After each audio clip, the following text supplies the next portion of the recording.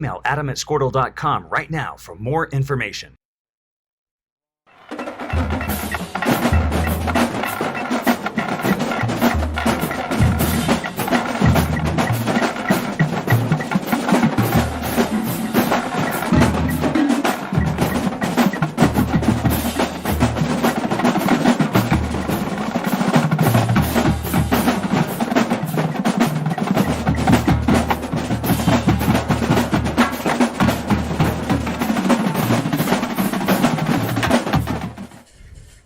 Hey, I'm here with senior Nick Nababi, catcher, senior Nick Nababi, former future Bison, right? Yes, sir. Hey, congratulations on that.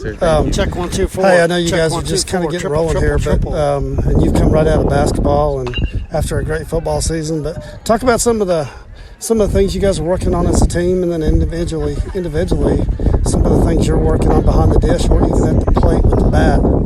As a team, I think we're just looking to win games. I mean, without districts, every game's important, so we got to go out with the mentality of win every game. Oh, no.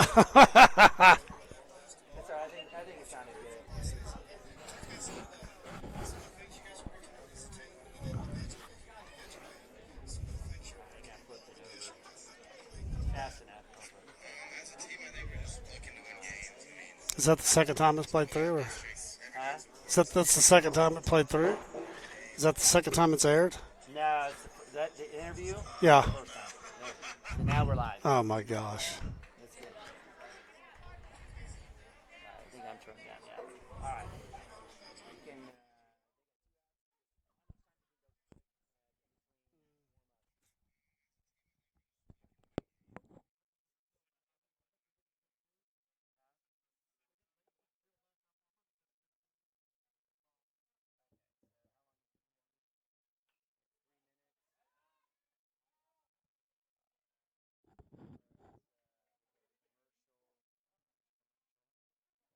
For 31 years and counting, Community State Bank has taken great pride in being your hometown bank. With branches located in Cashion, Dover, and Hennessy, CSB strives to reflect the small-town hospitality these communities are known for. Our friendly staff is here to serve you and provide one of the best banking experiences around, equipping our customers with the latest in banking technology combined with a personal, down-home relationship. Come into one of our local branches or visit us at www.mycsb.com. Community State Bank, small-town banking, the way it should be. Member FDIC. welcome to Mulhall Orlando High School live. It's Orlando, Oklahoma, isn't it? Orlando, Oklahoma. Oklahoma, not Florida. That's right. From the campus of Mulhall Orlando High School, it is Cashion Wildcats TV Spring 2022 baseball. As we are here in the finals, as the 10th ranked Cashion Wildcats will be taking on the number 5 ranked Class B Glencoe. What are they? The Panthers? They're the Panthers, I think. They're the Panthers. They're the Panthers. Correct. Yeah, Head coach is Brady Maxwell. There we go. Neiman and Bobby, Dirk Fippen bringing you guys today's championship game here from the Mulhall Orlando tournament. It is a beautiful day here. It's fantastic, and we're so glad to be bringing you today's finals. We're a little behind, about 34 minutes, so if you guys have been, doing your thing at home and trying to figure out where we're at, well, we're going to be starting here in about 15 minutes. The Yale-Coyle game just finished up, so we've been waiting patiently out here. There's a nice mess of Cashion fans here doing their thing as they always do, but again, we're super happy to be bringing you a Cashion Wildcats baseball. The Wildcats, 14-3 winners of the Perkins JV team in the semifinals to make it, moved to 8-1. Coach Mounts doing work just with 2 pitchers. We had Creed Kastner against Coyle, and then we had Derek Shaline through a complete game, 6 innings yesterday, did fantastic. I think 4 strikeouts, 5 hits, and Dirk, you were on the call with Mike yesterday. What are your thoughts on yesterday's game as the Wildcats get set to take on Glencoe today? Yeah, I think it starts with Derek. Just another good outing from him, much like what he had at Pioneer in the Pioneer tournament. And, got in a little bit of pickle, but worked his way out of it. Was able to keep the pitch count down. Had a couple innings again that were, I think he had 2 4-pitch innings up at Pioneer. He had 2 7-pitch innings.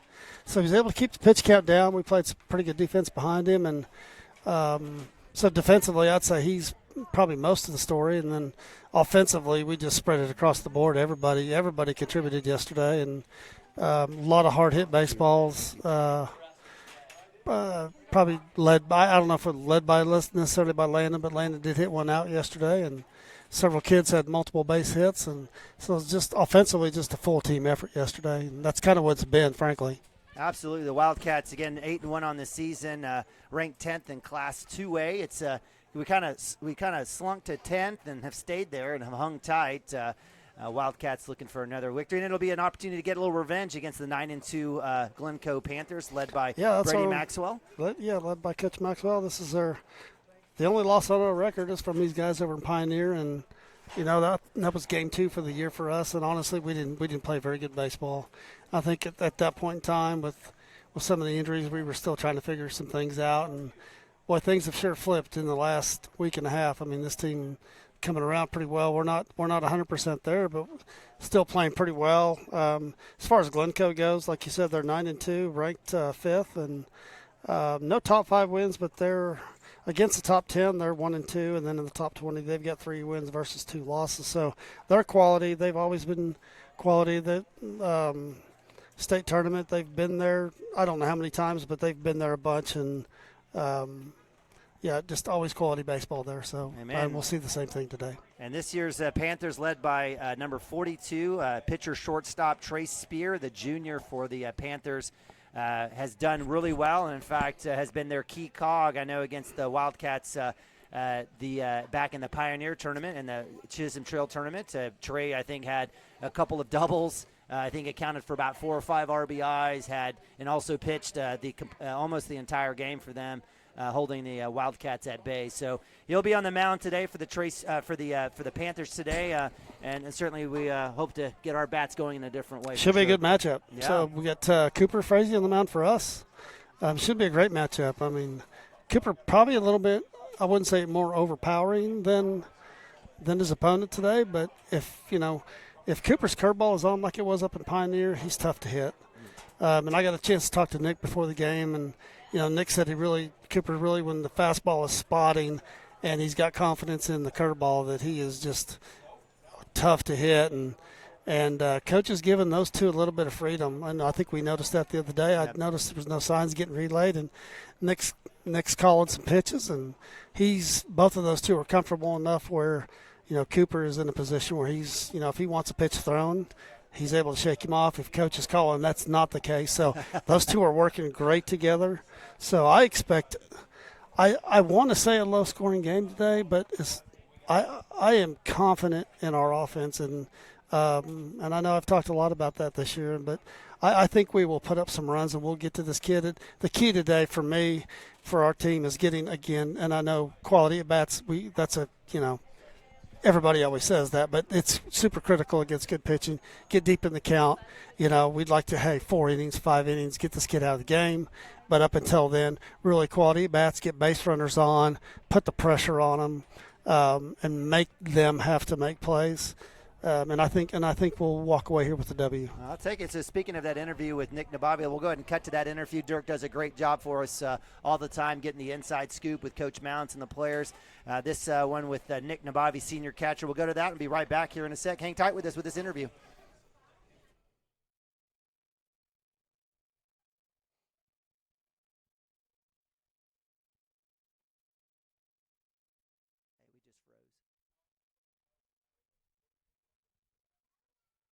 Hey, I'm here with senior Nick Nababi.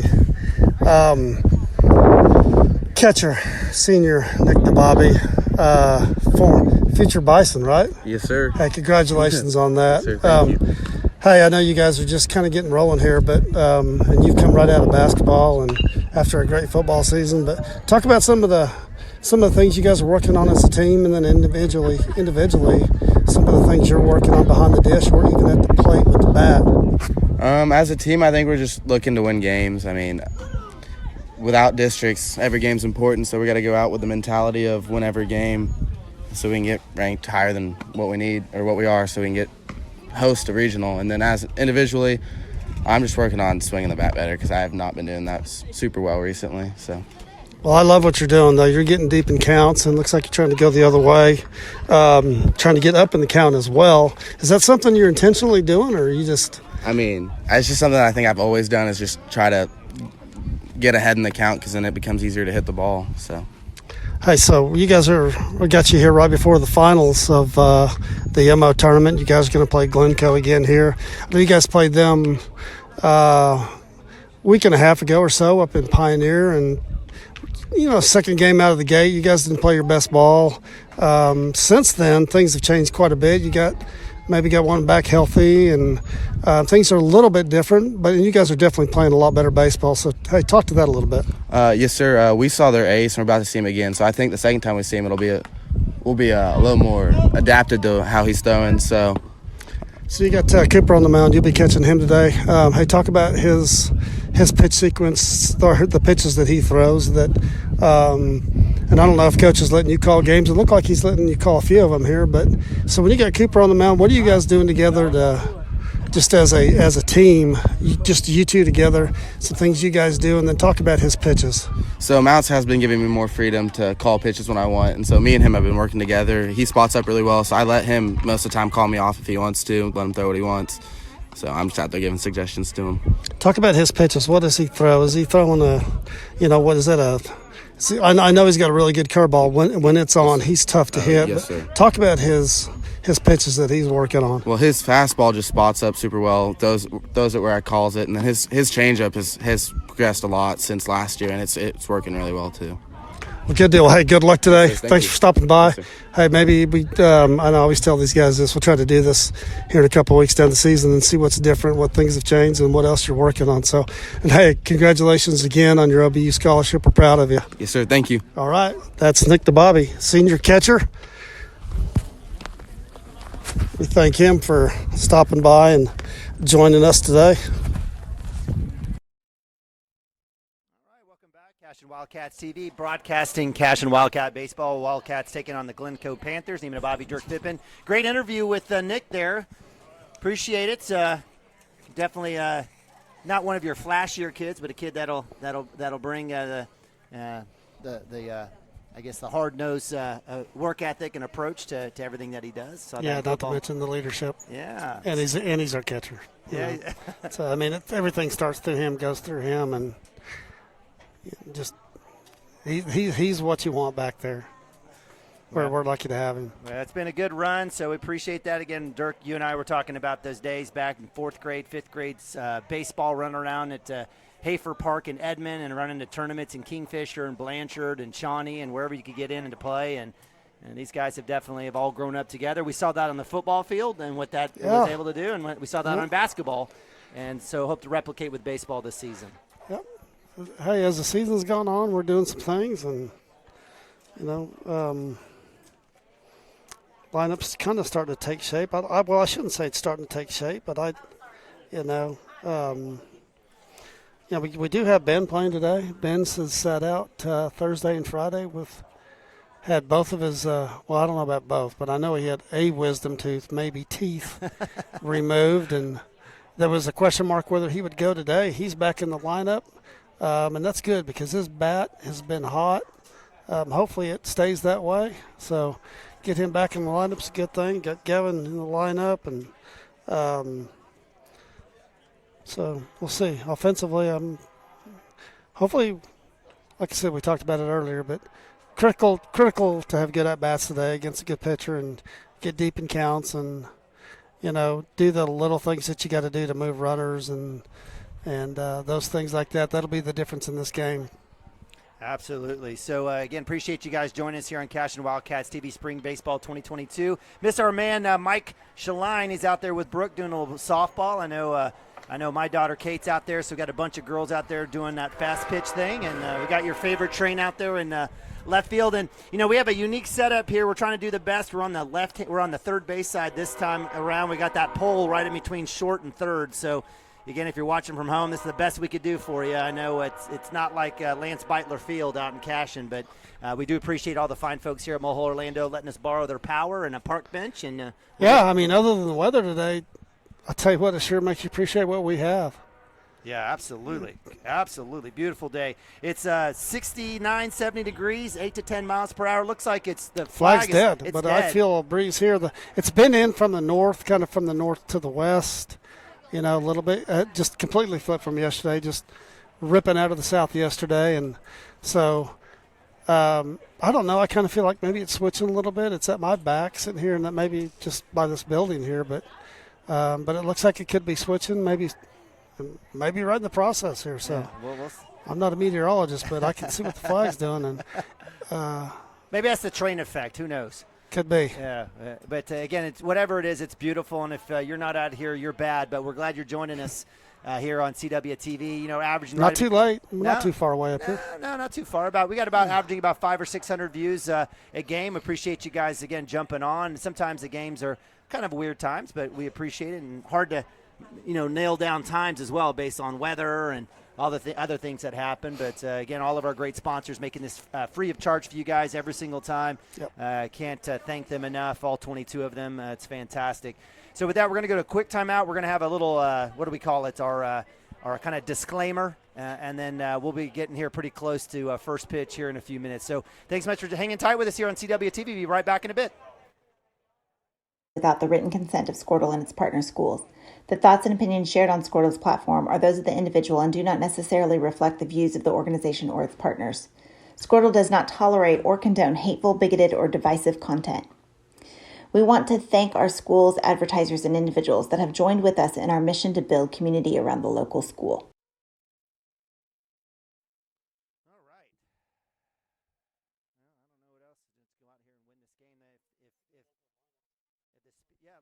Definitely do that. Spear, if he doesn't go, they went with their shortstop, right? Ryan Cook. I'm good. Thanks, brother.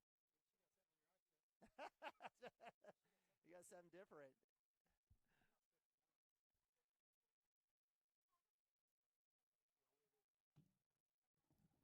Christy Perry is a Cashion-based attorney providing clients in Oklahoma with trusted, experienced legal counsel regarding wills and trusts, bankruptcy, and other areas of law.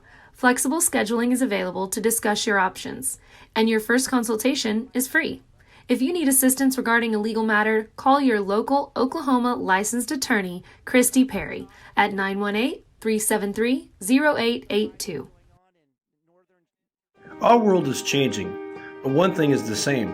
We're here for you. In these uncertain times, take comfort in knowing that modern women of America is built for this. We are built to handle uncertainties, and we've weathered many in the past 137 years, including world wars, disease outbreaks, depressions, and recessions. You may have concerns about your financial plan, but you can also have peace of mind. You got this because you have us. Hi, my name is Stephanie Woody, and I want to help you or a loved one navigate your way through understanding Medicare. It's hard getting questions answered when you don't know who to call or trust. I am local and appointed with all the insurance carriers in Oklahoma. You can trust me to help you apply for Medicare, make the right decisions based on your current financial and healthcare needs, and feel confident about your future. Act quickly. Annual enrollment period is October 15th to December 7th. Call Stephanie Woody, that's me, at 405-830-4966 to set up an appointment. Kyle and Gina Van Druff have the answers to all your real estate and insurance needs. These guys will have you covered in a one-stop shopping experience. They are local agents, local supporters, and active in the Cashion community. They are also proud parents of past and present Cashion students. Kyle and Gina help their clients make the right choice. Don't wait till it's too late. Call 405-607-4300. Go Wildcats and number 88. Let's have a great year. Walk it up. Get you some. At Maples Nixon Diesel Horse, we've helped a lot of people, and our goal was to treat each and every person like a friend. And as a friend, we've got your back, always. We understand what you're going through. Being lawyers is what we do, but it's not all that we are. We care. We'll stand beside you throughout the entire legal process, not just as lawyers, but as your friends. We are Maples Nixon Diesel Horse, and we are here to help.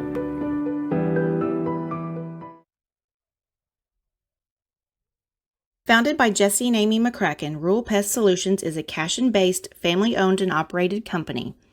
Our focus is on providing the highest level of customer service while effectively treating many common invaders, including spiders, ants, roaches, mice, mosquitoes, fleas, ticks, and termites. Flexible scheduling and superior customer service are our top priority. Call us today to schedule your appointment, 405 283-6565. Cashion FBC is a church seeking to grow in Christ and our love for the body of Christ. With ministries from children to youth to adults, we strive to present the gospel in an engaging and meaningful way. Sunday school meets at 9:45 a.m. and worship starts at 11 a.m. Children and youth meet on Wednesdays at 6 p.m. Please check our website at cashionfbc.org for more information, and we hope to see you this Sunday, located a half-mile east of Cashion. Dr. Matt Dieselhorst at Dieselhorst Sports and Orthopedics can help you get game day ready. Dr. Dieselhorst works with athletes of all ages, taking a coordinated approach to accelerate return to play and maximize athletic performance. His work with pros in sports training, injury prevention, bracing, functional rehabilitation, and imaging works seamlessly with his medical and surgical expertise. Get started by going to Dieselhorst Sports and Orthopedics. Let Dr. Matt Dieselhorst get you back on the field, backing all Oklahoma athletes on the field and off. This broadcast, presented by Squirtle and its partner schools, is not to be reproduced or retransmitted in any form. The content and descriptions on the platform may not be disseminated without the written consent of Squirtle and its partner schools. The thoughts and opinions shared on Squirtle's platform are those of the individual and do not necessarily reflect the views of the organization or its partners. Squirtle does not tolerate or condone hateful, bigoted, or divisive. Let's get you the right feed here. Here we go. Looks like Coach is shaking hands and flipping a coin here for see who the home team's going to be here.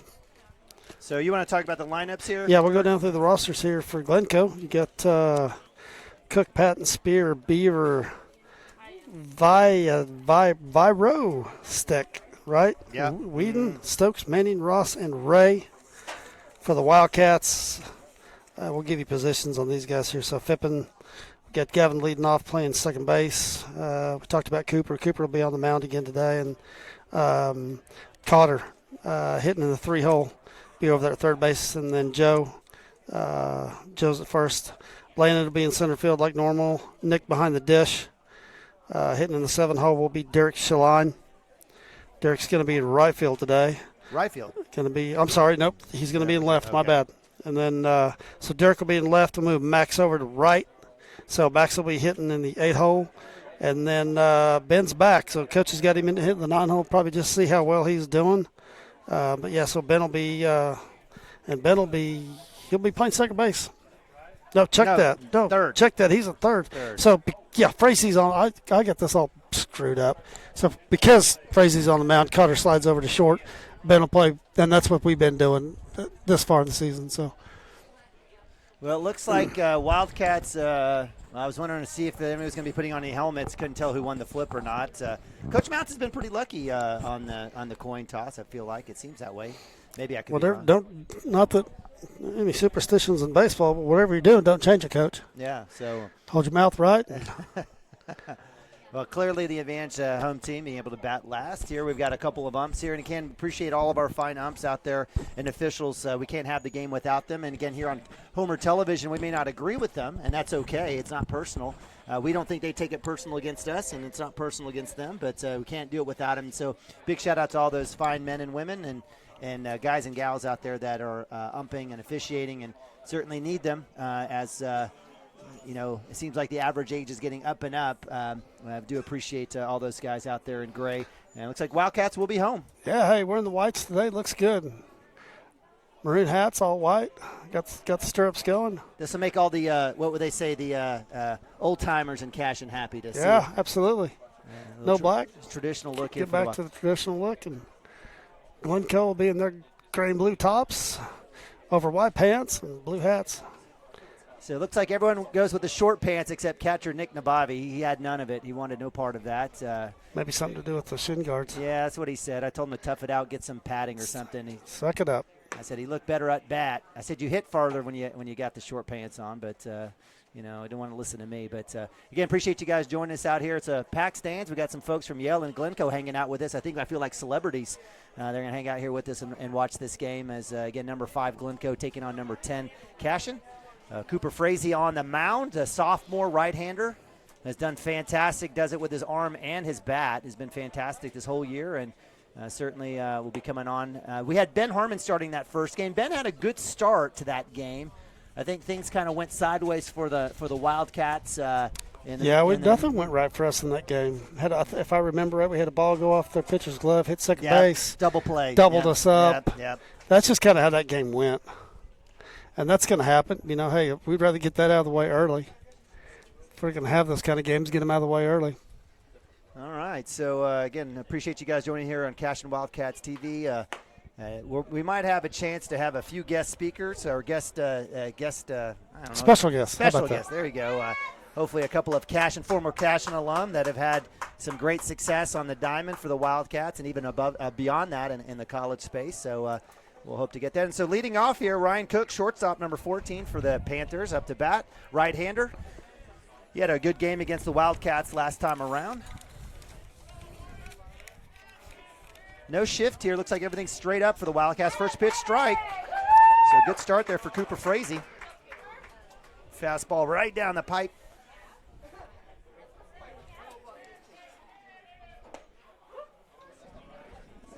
We'll have to get this ump's hand signal. Yeah, I'm not sure what that meant. I think that's outside, maybe.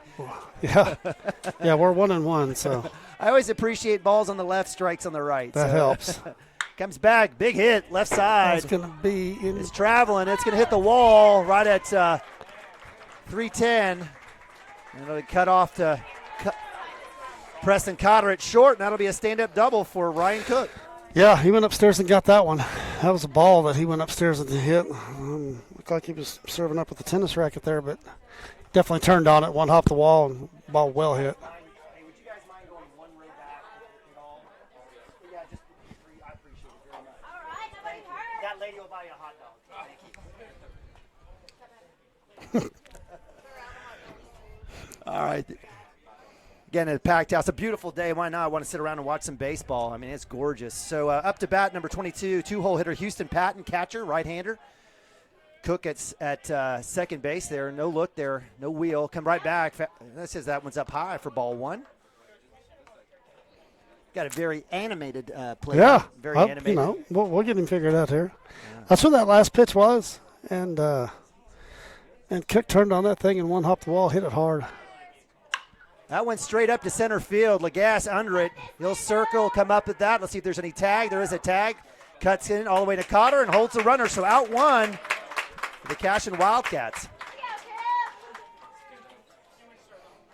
So fly out to 8. Out one brings up three-hole hitter Trey Spear. We talked about pitcher shortstop, number 42 for the Glencoe Panthers, to do it all. Between him and Cook, I think it's probably about 80% of their production. And certainly expect a nice battle here between the sophomore and the junior. Probably don't want to elevate one to him. Keep it down. Let's see if we can't get a ground ball. So there's the wheel, has a chance on the pick. Cotter. It's close. Cotter close play. Circled that one as Ryan Cook was off bag a little bit, and Cotter had a chance there on the tag. Good move there by. Timing almost just not quite there, but man, that was definitely, he's got something to think about now, though. Comes up top, fastball, ball up high. Count goes to 1-0 for Trey Spear, number 42. Are you a T-shirt or jersey kind of guy? I'm a jersey guy. This summer baseball, throw the T-shirts on. School ball, let's look good. Let's represent. So we got the new technology, these new basically the new cloth and materials. Sublimation. Yeah, man, it's nice. It's nice, and so I'm old school. Let's stitch them on, and Panthers got that T-shirt feel, but it's got the uniform look. Sure. So that one went off our umpire, our plate ump, right off the shoulder. He's working that one out. And Nick's giving him a second to catch up here. He goes out, talks to Cooper, and I'm just telling him thank you very much. He tried. That one fouled off of Trey Spears' bat. So that moved the count to 1-1. One out, runner at 2 for the Wildcats. Top of one. Take care of the blue there. Maybe he'll take care of you later. We've seen it the other way. Big lead here for Ryan Cook at second. Cooper comes right back at him. Breaking ball inside. I'll say that was inside. It looked nice. So that's a key pitch for Cooper. That ball's tough to hit. We haven't seen anybody, for the most part, hit that pitch at all this year when it's on. And just missed right there to run the count to 2-2.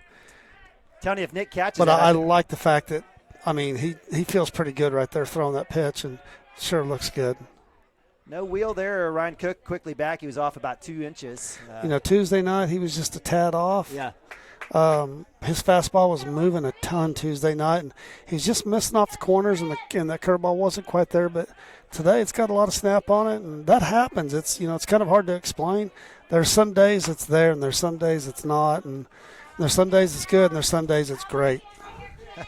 Full count for Trey Spear. He works back. This is a huge pitch in this game. Yeah, it is. I mean, we get 2 outs. 2 outs is a big difference with the runner on, and as opposed to 1. And Trey Spear with 2 outs was getting runs and RBIs for the Panthers. Up top, and that'll be ball 4, and that'll be a walk. Nice bat flip there by the 3-hole hitter. That brings up 4-hole hitter Jordan Beaver, center fielder. Runners at first and second for the Panthers. Well, the double play's back on here. Good time to roll it. And I'm telling you, if Nick catches that curveball, I think he rings him up. I'm telling you. That one came in inside off that glove. Nick's working through 2 different gloves. I don't know why he just doesn't stick with one, but, kids nowadays, you know what I'm saying? So 1 out. 4-hole hitter Jordan Beaver, center fielder. Runners at first and second for the Panthers. Fastball swung on, miss. Strike 1. Good comeback there for the sophomore. And wind's picking up a little bit here.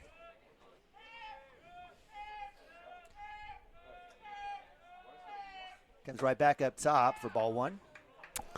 Cooper's a little bit up with the fastball today. See if he can make an adjustment and bring that down.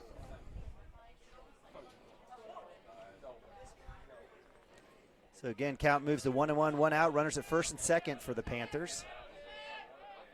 Bunt popped up way high. Dropped that bat head, and that'll be fouled off about 100 yards behind us. And that'll go to strike 2. So count goes 1-2, 1 out. Yeah, he showed that bunt late and just never got there in time. Yeah, and that was part of the game we didn't talk about. The Panthers, the bunts weren't working for us, and they were definitely working for them, or at least those swinging bunts.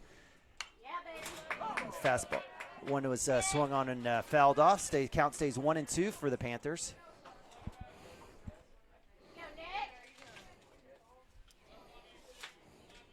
So credits Jordan Beaver getting his bat on a few here. Big pitch here. We're up in the count, and see if we see that hook right here. Drops there it in is. and ring it up. Drops the hammer. And that'll be out number 2, and Cooper Frazee picks up his first K of the day. He called it. So 2 outs. It's a big out. It's a huge out, first and second. But yeah, that's a great sign. That curveball looks good today. So we have 5-hole hitter Logan Virostek, first baseman, lefty up. And I'm going to have a hard time with that name all day. Just call him Logan. Viro. Just go Logan. Virostek. Virostek. That's what I'm going with. Sounds like an Ohio State linebacker or a Wisconsin linebacker. It does. I kind of get that feel, that vibe. Yeah. Frazee comes back in outside. I'll tell you what, the Blue wasted no time making a call. I mean, I don't know, the ball's in the glove yet, and he's already. Yeah, I guess if he's sure, let's let him have it. So count moves to 1-0, 2 outs, runners at first and second for the Panthers. Comes right back, fastball, strike 1. And we are a literal magnet for kids, aren't we? I swear to you. I think they love you. I think if we had more cords hanging out, we'd have like 100,000 kids hanging out next to us. We love those kids. Fantastic. 1-1, 2 outs. Top of 1 here, runners at first and second. Up top. And that'll be ball 2. So 2-1. Cooper work. I got to tell you, Cooper's literally worked the clock around the strike zone. I think he's probably trying to find his range, but he's done a great job and a fantastic control. Let's see if he can get this one right here. Comes back down low. That was a tough call. And as we say, we just hope our umps are consistent, right? That's all we ask. I feel like so far, I've got no arguments at this point. So actually, umpire gives us the double horn sign, double 2-2.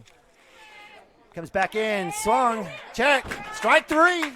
Or that's I think the scoreboard's wrong. Well, umpire came up with 2-2. He was 2-2 a second ago. He literally, and I changed my so full count. My bad. That's right. So actually, we were right the first time, so it was the scoreboard. So it was in that situation. So I believe we've got full count here. We'll move not there. Scoreboard still shows 2-2. I think it should be 3-2, but now we're 2-2. All right.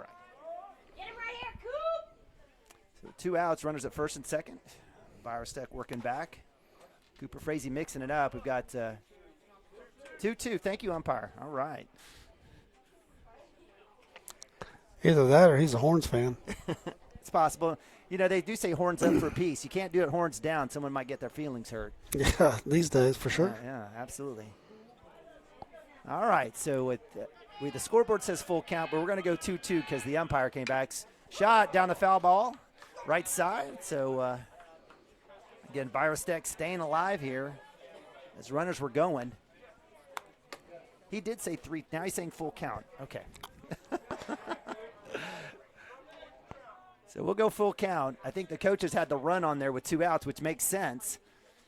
And they'll be running on this pitch as well. Wind up, coming down, shot to 2. Phippen off his glove. Runner coming home, not there. And that'll be an error, and that'll score a run.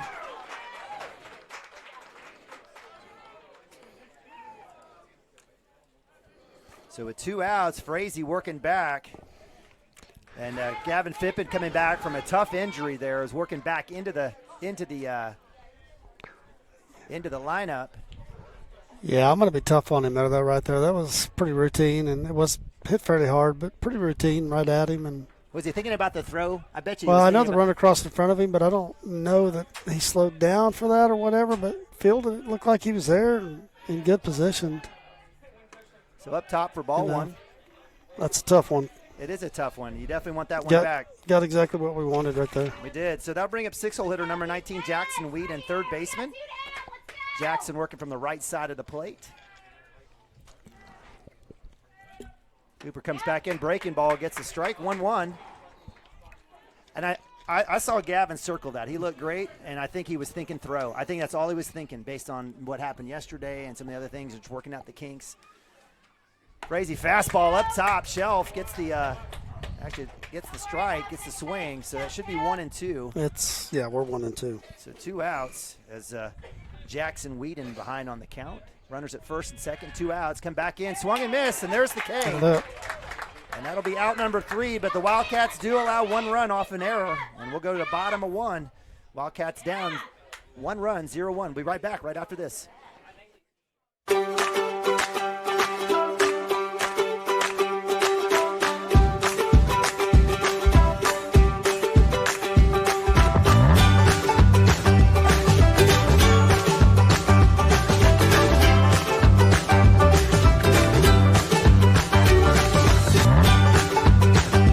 Stream with Oklahoma's #1 high school streaming service, Squirtle.tv. Find out more at Squirtle.com/stream. Legacy Insurance and Financial Services is proud to be on Main Street in Cashion, Oklahoma, supporting our Wildcats while riding business throughout Oklahoma and surrounding states. Legacy agents who share over 40 years of experience will shop many carriers to fulfill all of your insurance and investment needs. We welcome face-to-face meetings, but if your needs require an online virtual relationship, we are versed at those too. Let the team of Chris Gibson, Chris Cochran, Aaron Phoenix, and Christina Branson at Legacy Insurance and Financial Services help you build your own legacy, one you will be proud to live and to leave.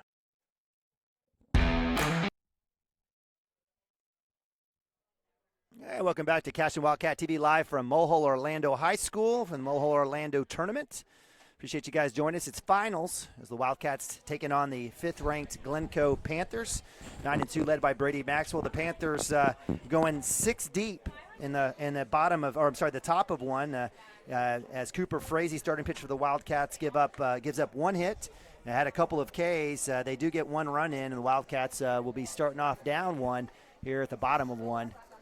Trey Spear on the mound for the Panthers. We talked about him in the pregame. Again, fantastic athlete behind the plate, on the mound, at short. Typically, what we'll probably see if Trey's not pitching, Ryan Cook will be their guy, the shortstop right now. They'll just swap spaces. So for the Wildcats, lead off Gavin Phippen, second baseman, number 7, right-hander. Up to bat, Cooper Frazee on deck, Preston Cotter in the hole. Good arm talent here. good matchup on the mound today. First pitch strike. So just like Frazee, Trey Spears starts off with a fastball strike.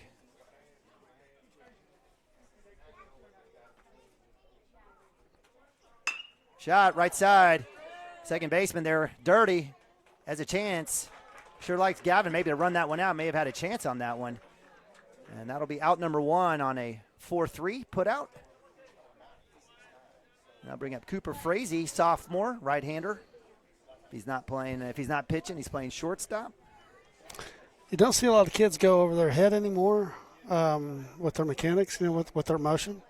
He's one of them. Yeah, he sure is. Frazee takes first pitch swing, right side. That one's going to drop, and that'll go right over. Good work there by Virotech, the first baseman. Tried to Willie Mays Hayes that one. Got new life. The point of that, going back over your head, for when you see pitchers do that most of the time they're doing that to slow themselves down until they start traveling down the mound. But that's the intent, is to slow everything down before you explode down the mound. But, yeah, it's just it's kind of a lost art. 0-1 for Frazee. Fastball, that was low and away. I would have called that one a ball, but that one will count up as a strike. So the count will move to 0-2. Frazee quickly working from behind here. That one's low and away. That's the same pitch. I'm not sure what's going on there, but I won't call that one a ball. So 1-2 for Frazee. I do like this umpire, though, I will tell you for right now. Yeah, I think he's consistent, and no gripes there. So that one will go off foul right side, first base line. That one's in a field or a farm, something out there. Count will stay 1-2, 1 out. Again, Preston Cotter, 3-hole hitter, shortstop on deck for the Wildcats. Love it. And there was a conversation regarding the balls that were used yesterday by Perkins. I looked at them before the game. They're Wilsons. They're legal balls. But yesterday, man, it just sounded different off the bat. We had a couple in the outfield take big hops. Even Coach went out to check them. Yeah. Because he had a question about them too. And there was one that came off Landon's bat. And I'm like, that sounds like one of those $2 Walmart balls. What is going on? And they're legit Wilsons. They're legal Net Federation balls. Cooper, shot to short, glove there, throws on. Is he off the bag? He's off the bag, so Frazee reaches. That's why you hustle down. So we'll count that as a E6. And Cooper Frazee on board, bringing up Preston Cotter, 3-hole hitter for the Wildcats.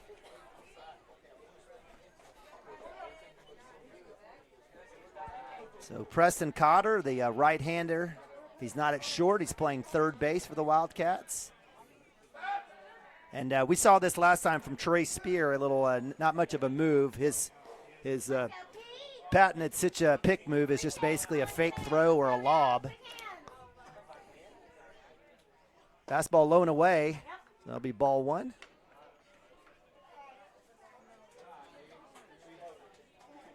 So Cotter, fantastic hitter, getting himself warmed up over these last few games. Absolutely. Just been hitting it hard.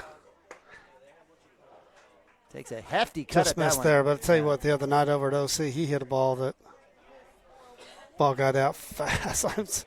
We haven't seen a lot of balls hit like that. I mean, I haven't in the last couple of years from this bunch.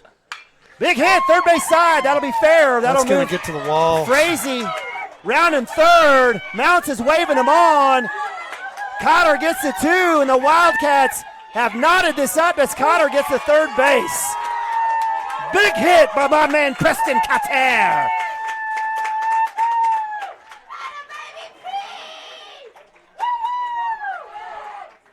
So RBI, I guess stand-up double, extra. That's why I love with a runner on first, with 1 out or less, have the third baseman hugging the line, because if he gets by you and it's an even hard hit or semi-hit, he's going to score from. If the kid's got any kind of speed, he's going to score from first. And I don't know if he's on the bag or not there. If he makes that play, it's probably over his head, or he's dead, because that ball was absolutely lit. An absolute rope there by Preston Cotter, keeping it alive. Joey Wilson up to bat, first baseman, senior for the Wildcats, right-hander. Cotter at third. First pitch low and away for ball 1.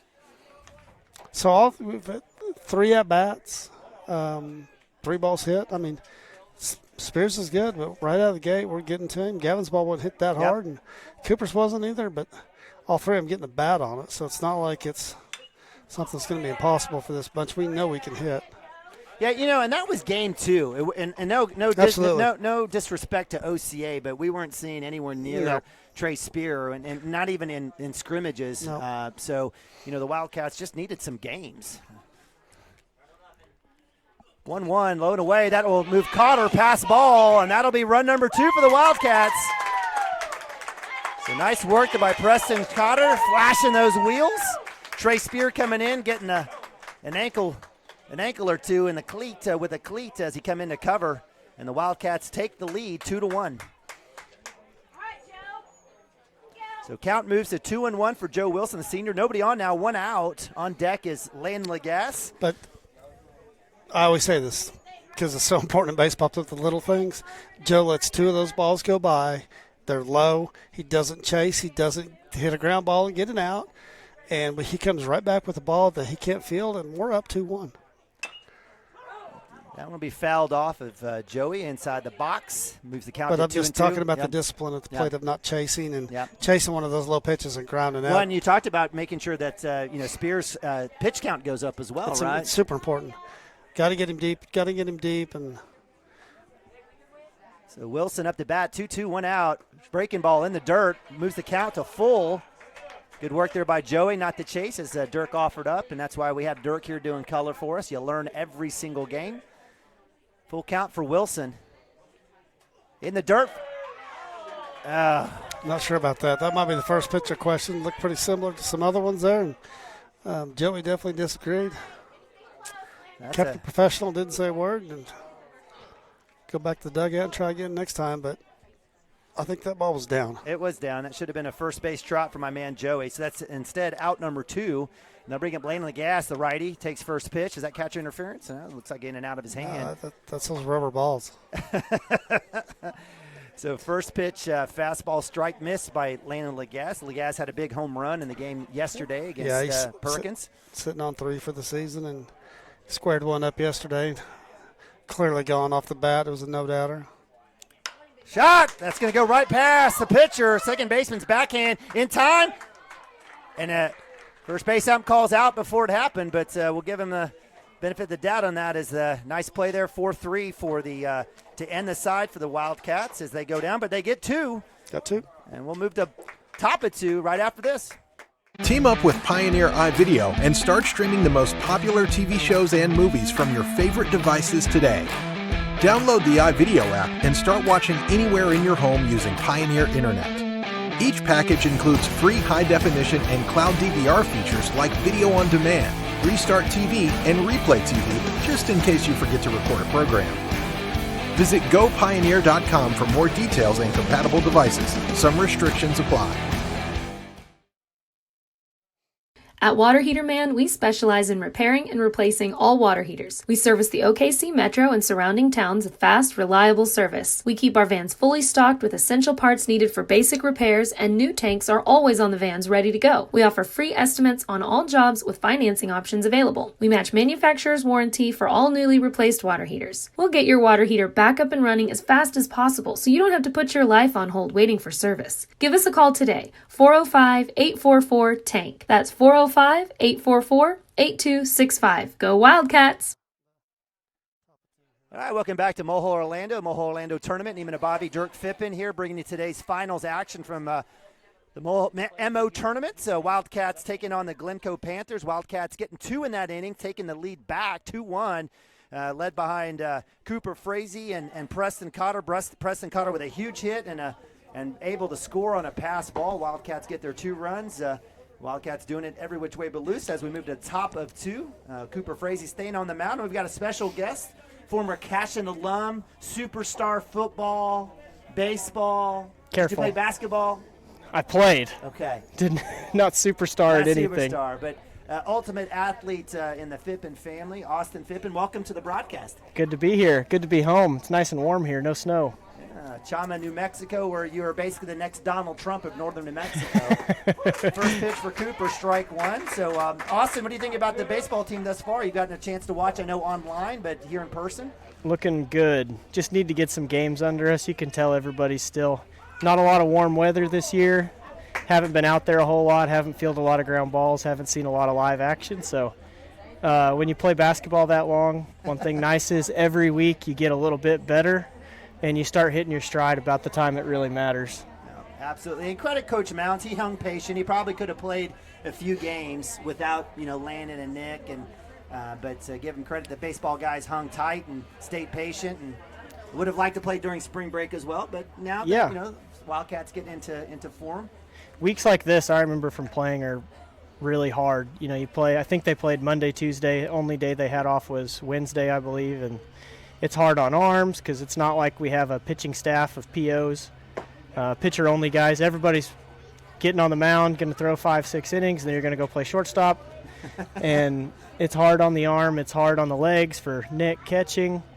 But it makes you score a lot of runs. You better learn to hit and play the field, which, based off this team, what they don't have a lot of arms. But if they play defense and hit like they're capable, they should be able to make a really good run. Amen. So Cooper Frazee ringing up Caleb Stokes. Have a seat, left fielder, and that'll be the third strikeout for Cooper Frazee. Bringing up number 5, Wyatt Manning, 8-hole hitter, right fielder for the Panthers. First pitch, swung on and missed. So a good start here by Frazee. And based off what I've seen, if Cashion can get through the first 4 and then throw strikes for the next 5, should be able to win this game. Yeah, I agree. The first 4 for Glencoe was though, pretty are pretty obvious. salty. Yeah, I think offensively we're a lot deeper than they are. I know you and I were talking about it earlier, and that team you were on could flat hit. Had 2 just bombers on that team with Seaton and Dexton. Those guys could hit balls out of the county, and Jeremy hit a ton, and Dexton did too. And then some bunch of kids on that team that could just hit for average too. That were just dirt bags that played baseball a ton. And with me moving, I don't have a ton of reference from a lot of other teams, but that team was a lot like this team, where you have a lot of seniors, but then very young that are heavy contributors. So another K for Frazee. Is able to get Wyatt Manning on that one. One thing about this team I will say I think is different, just from a standpoint of just power. I mean, we're going to have probably 6 kids hit home runs with definitely multiple home runs. I think we'll have one that'll go double digits. Maybe 2 go double digits. Layden's already sitting there at 3. But just, up and down the line, and even with the young guys that, like you were talking about on that team you were on that went to state that year, and you guys end up drawing the team that eventually won the whole thing. And that's what happened last year with this bunch. We drew Silo right out of the gate, and I think it was Rattan then, wasn't it? Was it Rattan? No. Who was it, you guys? Who won? Yeah. Who'd you guys play first round? Fletcher. That's right. It was Fletcher. Yeah. They had some dudes that could hit. They had 4 kids playing college, and they had 2 go D1. Yeah. So we've been 2 times since then, and I think this team's offensively. Well, we've been talking about the offense here, a lot of offense, and defensively, still got to get Gavin back in the starting rotation. If we can get him back in, then that's going to help a ton. And I don't think Coach is in a hurry to rush him back. Nope. No need. I mean, we've played 2 games up here, and this is game 3, and this is only our 3rd arm, and we've gone 2 complete games.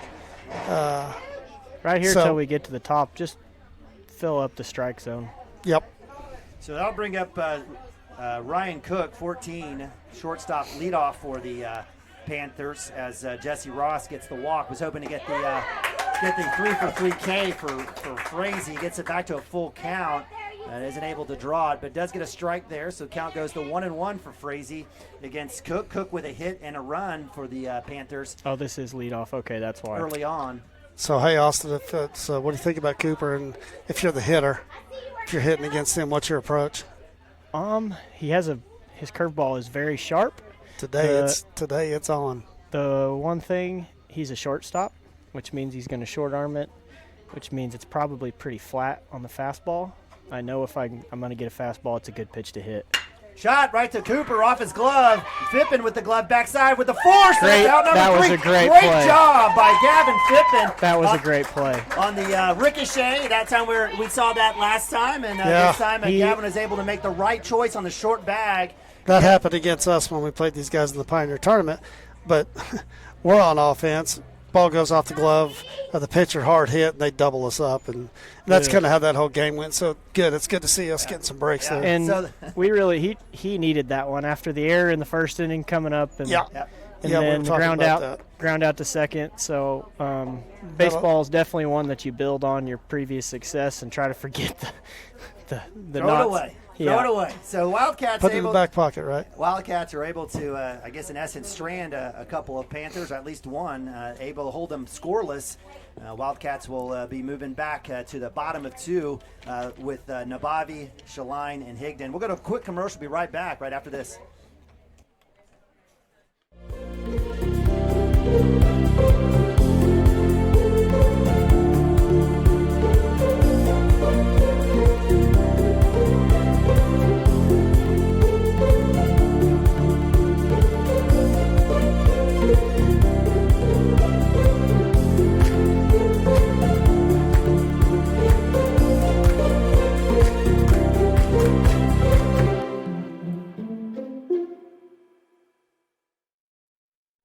Welcome back to Cashion Wildcats TV Spring Baseball 2022. Neiman Bobby, Dirk Fippen. We've got a guest speaker, I guess, in essence, our special guest, Austin Fippen. How you doing, man? Terrell, don't be knocking our camera over.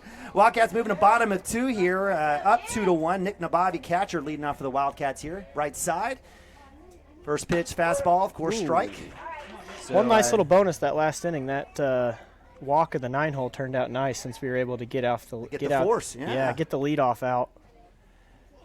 Bobby takes healthy so also talk about, I know just cutting him off, I'm pretty good at that, but hey, talk about the service with this, you're out of town and you can, obviously, you get home as much as you can, but you're able to tune in to everything and, let the family watch. So what do you think? Yeah, it's a big deal. I even watched basketball this year. Gavin doesn't play basketball, but they're good at basketball, and I've been watching these kids play since they were 6 years old, so I watched a lot of basketball too, not just football, and watching little brother play. But it's a big deal. We're up in Chama, and we're 700 miles from here, and we almost ended up being a sponsor just because we appreciate it so much. It's not too late.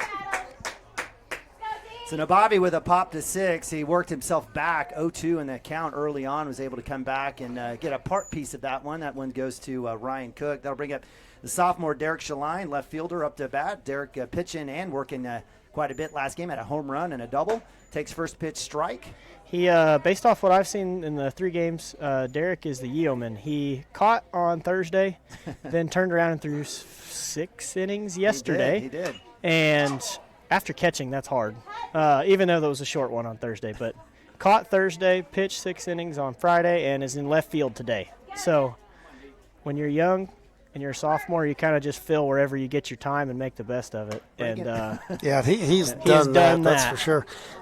Nick, with going deep in the season of basketball, it allowed Derek to catch all the scrimmages, which was critical. And you're going to want that down the road, and having some depth like a guy like that helps. Yeah, we haven't really talked about. We've been talking about some of the injuries we got, but we haven't talked a whole lot about. But Nick's got a knee. A little bit of an issue that he's probably going to have some work done before he goes down to OBU. So it's super important to have Derek back there where he can. I think coach has already spelled Nick 2 games this year, and Derek just jumped right in there and took over, and you wouldn't not play him like a sophomore. Yeah. So give credit to Spear coming through. He's kind of speed pitching the Wildcats here. I'd like to see Max somebody needs to step out, slow it down. He does get Derek Shaline on the K for out number 2. Brings up Max Higdon, the right fielder, 8-hole hitter, the freshman for the Wildcats. Only lefty for the Wildcats in the lineup, and takes a swing and a miss, and that's out number 3 as the Wildcats go down 1, 2, and 3. 2 Ks there for Trey Spear. He's got 3 total. As we move to the top of 3, Wildcats still up 2-1. Be right back right after this. Cashion Shape Up Fitness is locally owned and operated with no contracts or sign-up fees. Our rates start at only $30 per month, and we have tanning available. Everything you need to work on your health and fitness. So contact Amber Lee to sign up today. 405-538-8248. And don't forget to check us out on Facebook, Cashion Shape Up Fitness.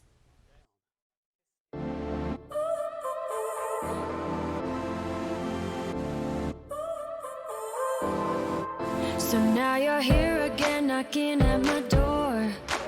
A little too late for, I'm sorry for.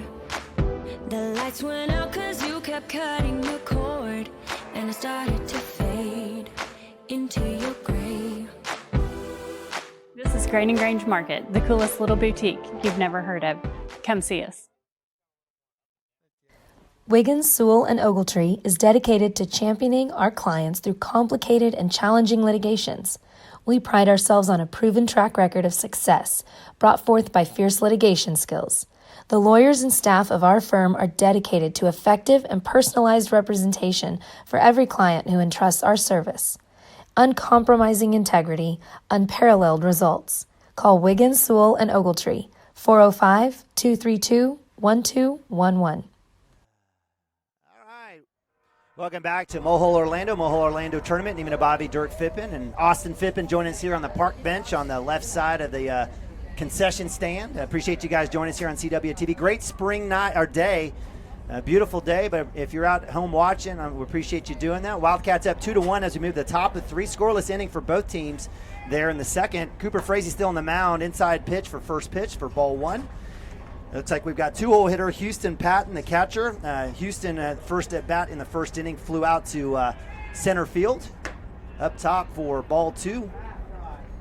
Probably the story of this game so far is an error and a pass ball and a triple or a double. Frazee comes back, fastball, strike 1. So 2-1 is the count, no outs. Again, for the Panthers, it's Patton, Spear, and Beaver, 2, 3, and 4. Right back inside, breaking ball right off the elbow, and that'll be hit by pitch for the Wildcats, and that'll bring up number 42, 3-hole hitter Trey Spear. Yeah, we got to be smart here. Keep it down. I don't know too much about the kid behind Spear, but keep it down. Maybe get a ground ball here, and if you pitch around, he hits like he pitches, he's a power hitter. It's amazing in the games we played. Somehow every time Trey Spear is up, there's somebody on base. 1 and 2 doing their job for the 3. Big move there. Joey with the rake there, keeping you honest. I'm not sure we saw much from Houston Patton as a running threat, but he's definitely shown it. He's got a big lead. First pitch hit well right through, right in between short and third. That'll come up to left fielder Derek Shaline. He'll get that one into his cut, and that'll be a single as base runners move to second. Runners at 1 and 2 for the Panthers. I'll bring up number 2, 4-hole hitter Jordan Beaver, center fielder. Jordan, first at bat was a strikeout for the Wildcats. Hope we can replicate that again here. If you can get through these next 2 guys.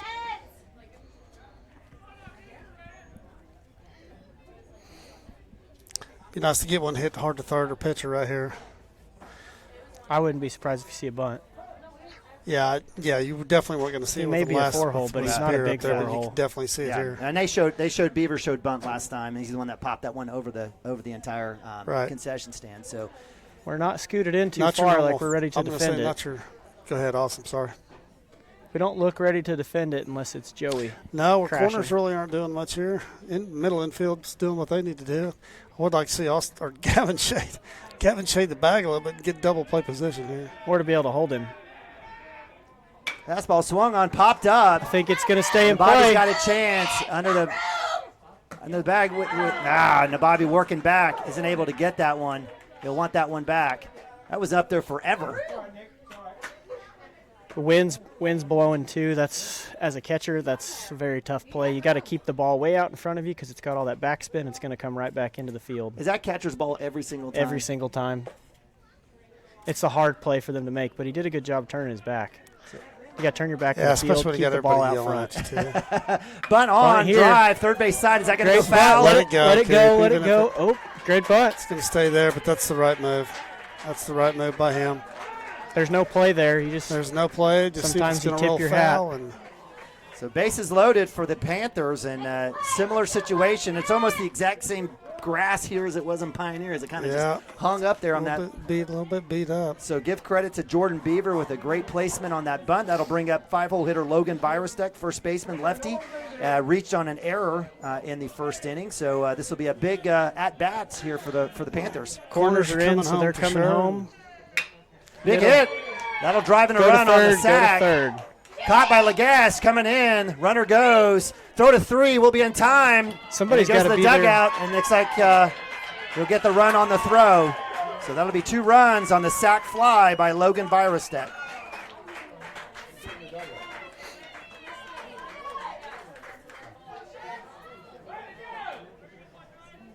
So nice job there by looks like Coach Mount's going to come and have a conversation as Lagasse is able to make the catch, gets it into Cotter on the cut. Cotter coming back, trying to get Spear at third.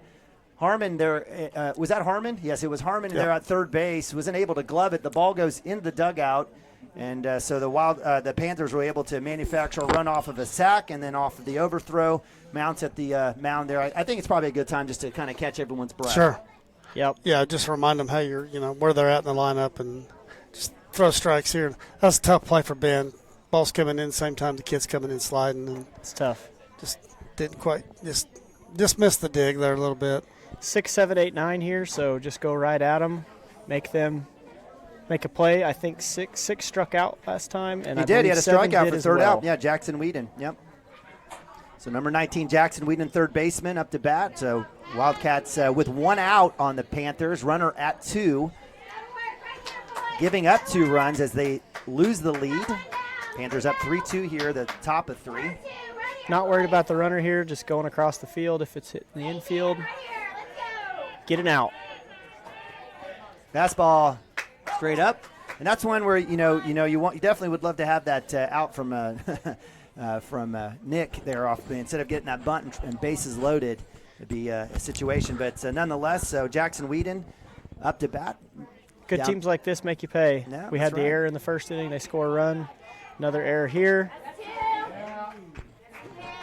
He does call go strike on the swing. So, nice work there by Cooper Frazee getting the I'm not strike sure there. why the field ump is being asked when he's over towards third base. So count goes 0-2, 1 out here. Runner at 2 for the Panthers. Cooper Frazee, sophomore, on the bump, comes back fastball outside for ball 1. Good spot there, 0-2 count. Good spot. And appreciate you guys joining us here on Cashion Wildcats TV. Come back inside here. This kid was behind the fastball in the first inning. Come right back in. Breaking ball, that's nasty. Strike 3.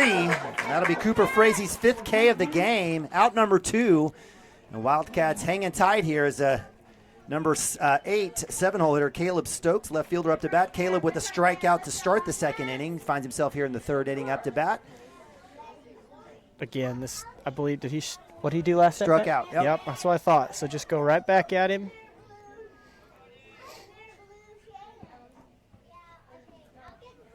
Oh, he gave, I don't know about that.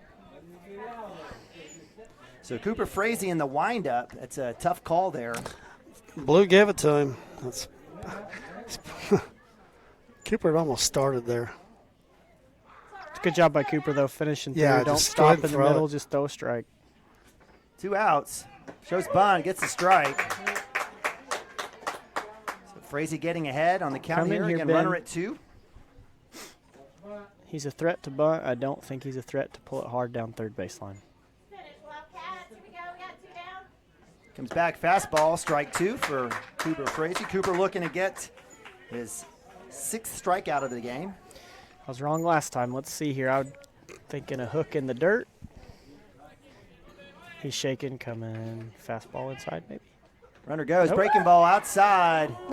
Good pitch. It's close. Good Very pitch. close. That'll be Good from here. I would have rung him up. But again, this is Homer Television, Cashion Wildcats. Ball 1, so 1-2, 2 outs. Cooper Frazee looking to knock down Stokes and get our bats going. Drops it inside, and he'll strike him up. Stokes wasn't even looking. That'll be strikeout Yeah, number 6. I'm going to say makeup call from the last one. That was a makeup call from the past one. That ball was that up. was way but up. Thank you very much. We'll take it. Heck yeah, so that'll be out number 3 as the Wildcats end it there, but not after giving up 2 to the Glencoe Panthers as they regain the lead 3-2. Wildcats be coming up here, bottom of 3. Be right back right after this. Absolute Pools, Lawns, and Landscape is not your ordinary pool builder. From traditional to exotic and anything in between, our staff offers paramount quality and service through the entire design and build process. We provide service to the entire OKC metro and surrounding towns. So relax, knowing our team is wholeheartedly committed to building a trusting and lasting relationship with you. Visit us on Facebook or give us a call today at 405-285-9729. Absolute Pools, Lawns, and Landscape.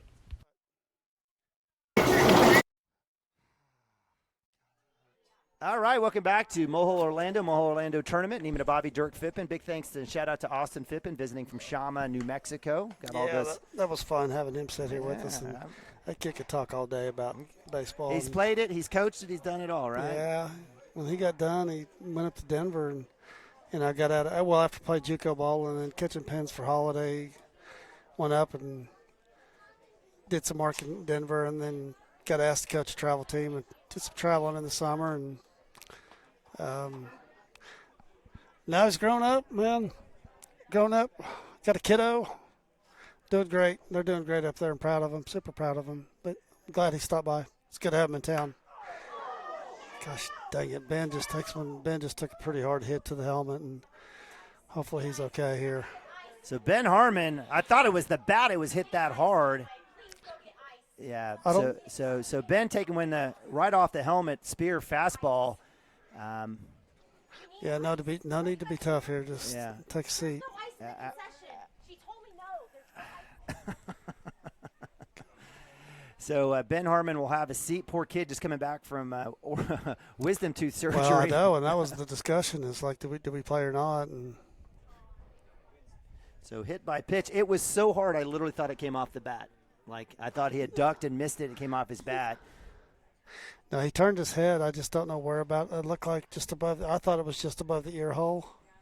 So it looks like Ben Harmon will hop up. Certainly will have a seat as he gets a round of applause from the crowd. And I don't think it was anything malicious by Trace Spear. Oh, of course not. I mean, of course not at all. Hey, pitching. I mean, I don't. If that ball was supposed to be inside, but that's definitely part of the game. And, I'll find a bag. Shit, I'll find a bag.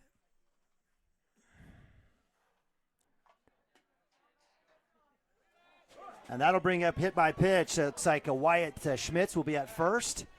The freshman will go back, get some work, get his pants dirty. Nice to see Wyatt out there, pinch running in essence or courtesy running for my man Ben Harmon. That brings up Gavin Fippen. We'll get the return is, is good there as Gavin Fippen gets Trey Spear in mid pitch. Well, yeah, if you're not comfortable, stop him. Yeah. That's okay.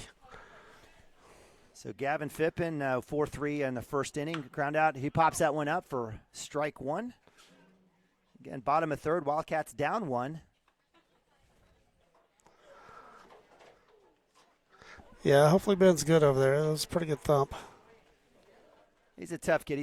I think he's taken some hits before. He is taking some hits, but you take 85 to the head or more. And no, thank you. Yeah, that's not good. No, thank you.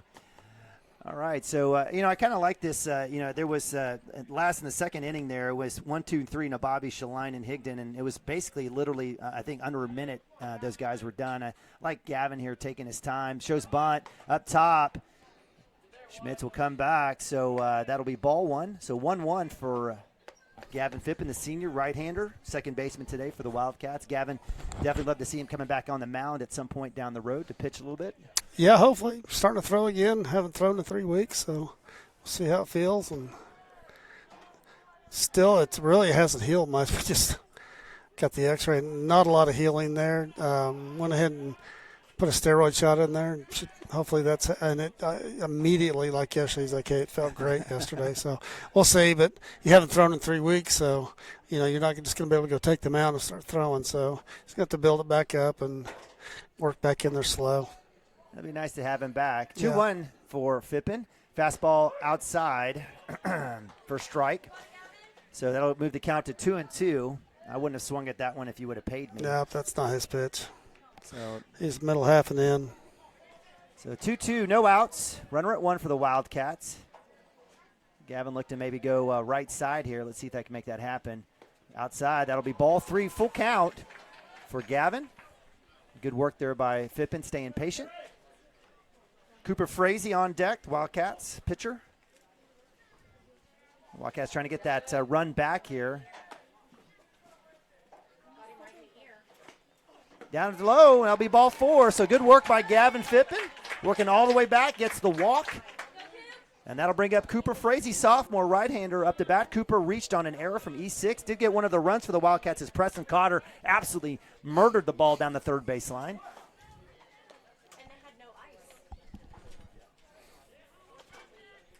So again, runners at first and second. See Trey Spears move at 2. Comes back. Cooper Frazee flashing the bat out there. I'm not sure. We'll get the ball.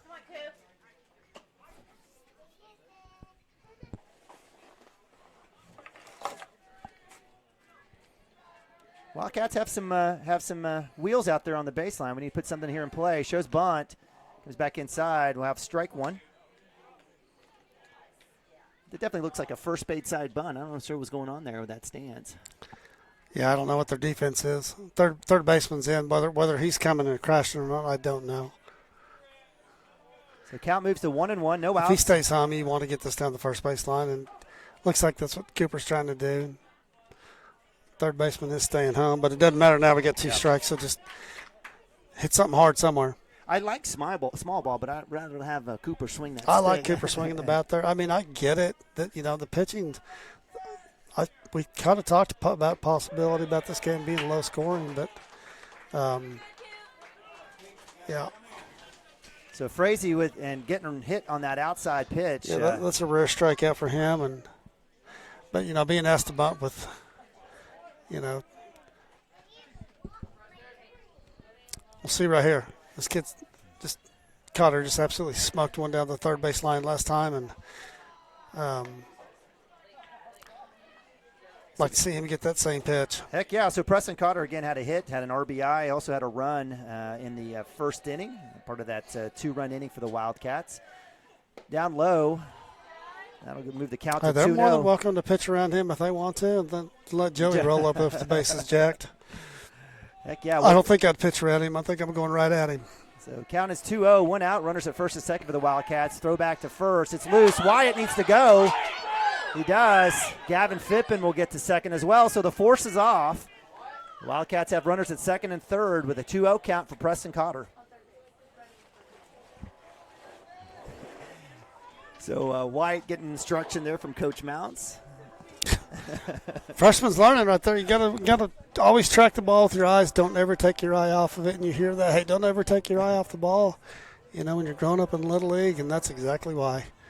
Again, those little things, but he's standing over there, fortunately, and both these guys did the right thing.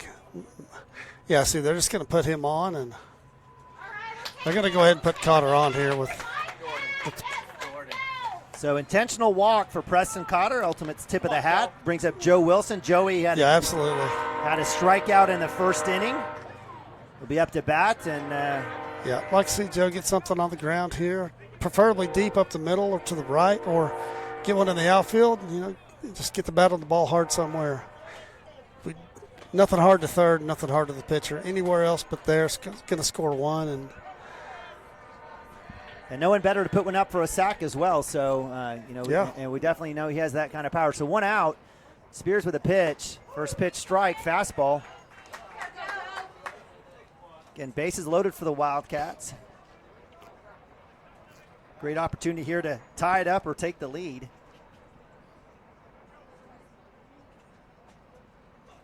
Swung. Joe wanted that one. It was going to be a battle here. So this kid's a competitor. I mean, he is a competitor. He's pretty tough on himself when he's not throwing strikes. Up top, breaking ball outside. Good take. Good take by Joe. 1-2. Again, on deck, Landon Lagasse for the Wildcats. 1 out here for the Wildcats. Bases loaded. Up top swung on, miss, and that'll be a strikeout. And that'll bring up Landon Lagasse with 2 outs. That's a good matchup right here. Two great athletes going at it. So Lagasse, who grounded out 4-3 for out number 3 in the first inning, takes first pitch ball. Yeah, just don't chase here. Make him throw you something you can handle here. No need to just force it. Look for your pitch. Inside, low for Good ball job. 2. So while the umpire likes that outside low corner, he didn't. Not calling the inside, that's for sure. So 2-0 for Lagasse, senior right-hander. And that'll be strike 1. It's right down central. It's a good take. I think it's a good take with bases loaded here. So count moves to 2-1, 2 outs, bases loaded for the Wildcats. Nick Nabavi on deck. Outside. That'll move the count to 3-1. Tell you what, I'd like to see something up and in to him right here. So what? That pitch, he can hit it a long ways. So 3-1. Hit deep, left side. And that one will go foul. Just like you offered up. That ball's up and in, and he handled it just a tad early. That tells you how fast this kid's hands are. I mean, that ball's thrown in there pretty good velocity. Way out front there. Well, Landon's not a small he's not a small kid. So not at all. Big kid, get right on it. Full count for the Wildcats. Everyone's running here, 2 outs. Yeah, and Coach Mount's screaming for them to go. Fight that off and stay alive for another pitch here. A nice foul. If I'm this kid pitching to Landon, I would rather. I think I would almost rather put him on than let him take a swing here. Pitch is underway. Up top, ball 4, and that'll drive in a run. So great at-bat for Landon Lagasse, the senior. Brings in Schmitz, who was pinch running, or in essence courtesy running for Ben Harmon, who got hit in the head. So again, the count, still stays 2 outs, bases loaded, and that brings up the senior, Nick Nabavi, with a chance to for the Wildcats to take the lead. Nick with a pop to short, just missed that one in the second inning. That was a tough second inning for the Wildcats. Again, they went down 1, 2, and 3. Nick with a pop, Derek Shaline with a K, and Max Hickman with a K. I don't know about you, partner, but I'm enjoying this one. It's a good one. Weather's great. Yeah. We haven't last few games haven't had just a ton of competition, and nothing against these other schools, but hey, can I tell my kid at some point he's gonna have to swing at first pitch? I mean, at some point he literally has taken first pitch strike every single at bat this season. He'll take a check swing off the handle. That one will go foul. So quickly finds himself down 0-2 for the 112th time this season. He's comfortable there, though. So bases. He's comfortable there. Stay positive. Bases loaded. Big 2-4 up to bat for the Wildcats. Base hit will score at least 1. Let this curveball travel and hit it over second baseman's head. Up top for ball 1. Again, we've got Lagasse, Cotter, Fippen, 1, 2, and 3. Bases loaded. 2 outs. Outside for ball 2, so count moves to 2-2 for Nabavi. Yeah, it's a really nice job on the last couple at bats, getting deep in the count. We're doing the same thing again here. I don't have a pitch count, but. Shot, third base. It's going to go foul, so Nabavi hangs tight there, get ahead of that one. A little change up there from Spears. Get some encouragement from the Cashion faithful here. Got a great crowd here for the Cashion Wildcats. Ton of maroon and gold. 2-2, 2 outs, bases loaded, tied up game, 3-all, bottom of 3. Up top. Well, that one broke across. It was started. That's close. I think surprised Nick. It was. I mean, it wasn't a bad pitch. It was close. You know, definitely surprised Nick, but. Hey, but still, that's still a good quality at bat. That one started up across his chin and dropped down, but I don't think it was in time, so it's a tough call. So that'll be out number 3 for the Wildcats. Strand 3, but they do get 1, and the Wildcats will tie it up 3-3. Storm season is coming, people, and your first choice for roofing needs should be Rhino Roofing. Locally owned and operated, the Rhino specializes in all types of repair and replacement. Large scale, traditional, modern, unique roof lines, they can do it all. Protect your home and your family with the specialized services of Rhino Roofing. Visit our Facebook page today and make an appointment. Rhino Roofing is all the hype for any roof type.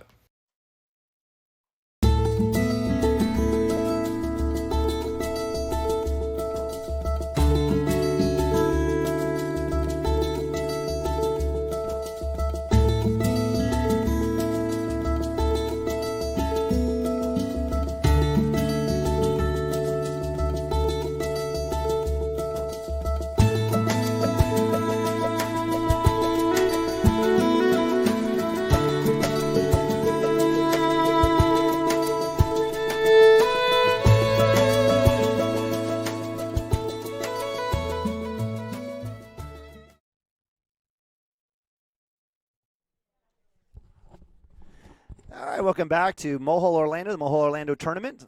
Cashion Wildcats taking on the Glencoe Panthers here for the championship. Beautiful day, gorgeous, gorgeous spring day here in Oklahoma. Wildcats were down one. We're able to knot it up. Tie ball game here, 3-3 as we move to the top of 4. Wildcats stranding 3 there in that last inning. Big to give credit to the Wildcats manufacturing a run to tie it up as we move to top of 4. For the Panthers, we'll have 8-9-1, Manning, Ross, and Cook coming up to bat. Cooper Frazee, right-hand sophomore, on the mound, doing great work. He's got 6 Ks. He's only given up, he's given up 6 Ks and has given up 3 hits. So nice work there for the sophomore. Up to bat is number 5, Wyatt Manning, right fielder, takes first pitch inside for ball. Dirk, you didn't have to run. Sound like a lot of. That's all good. I need as much exercise as I can get. Absolutely do. Frazee coming back with strike 1, so moves the count 1-1 with the fastball.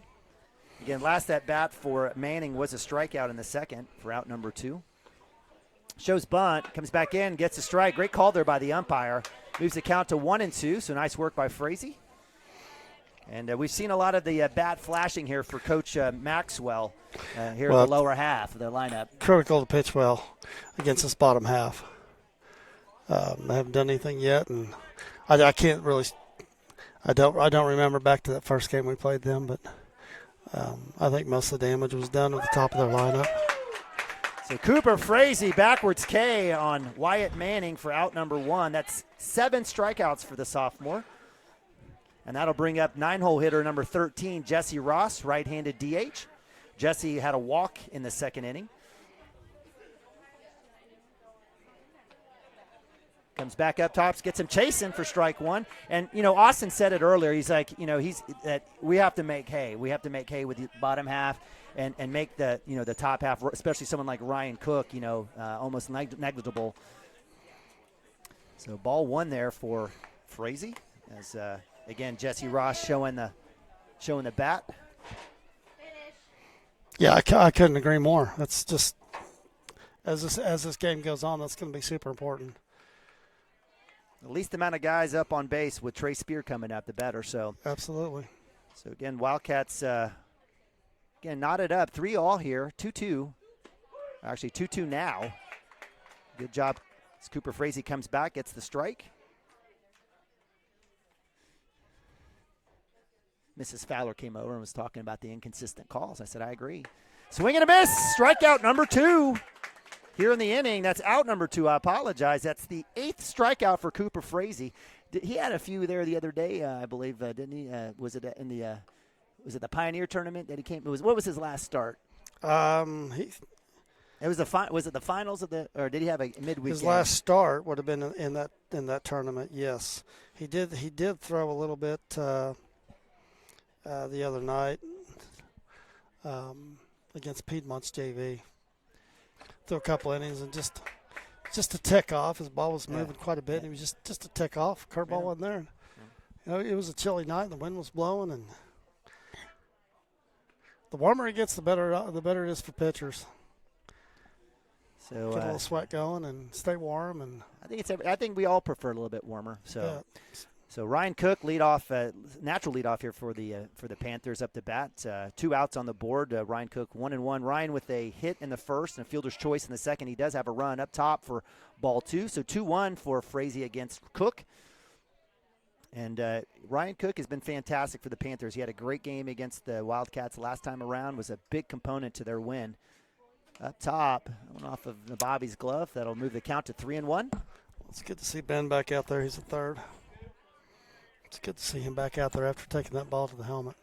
That was hard. Yeah, it was loud. Yeah, Spears has got some pretty good velocity. He's definitely mid-80s. Big hit to 2. Fippen with the glove coming down the first base line. And Stretch Wilson.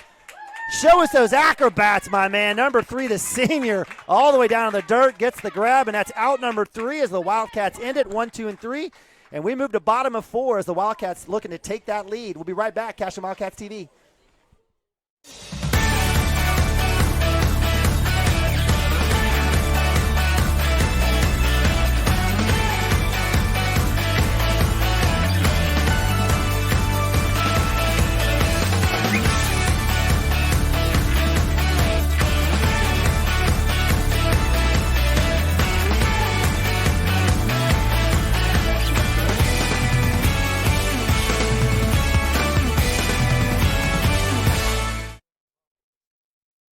Support your school's booster club and get your business in front of thousands of potential customers. Talk about a win-win. Advertising packages start on this streaming station for less than $10 a game. Call 405-726-0835 or email adam@squirtle.com right now for more information.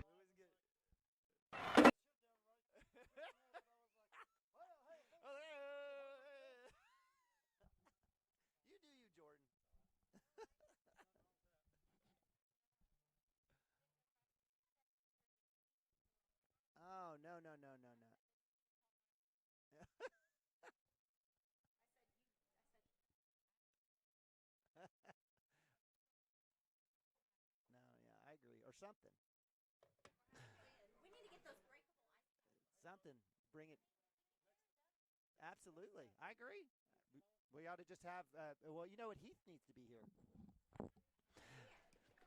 All right, welcome back to Mohole Orlando Tournament. Neiman Nabavi, Dirk Fippen bringing you bottom of 4 action. Wildcats knotted up with the Glencoe Panthers 3-all. Derek Shaline, the sophomore left fielder, up to bat here. Derek with a K in the second inning. Takes first pitch strike. Got a good one going here. This is fun. It's good baseball. Good pitching. And just good baseball, period.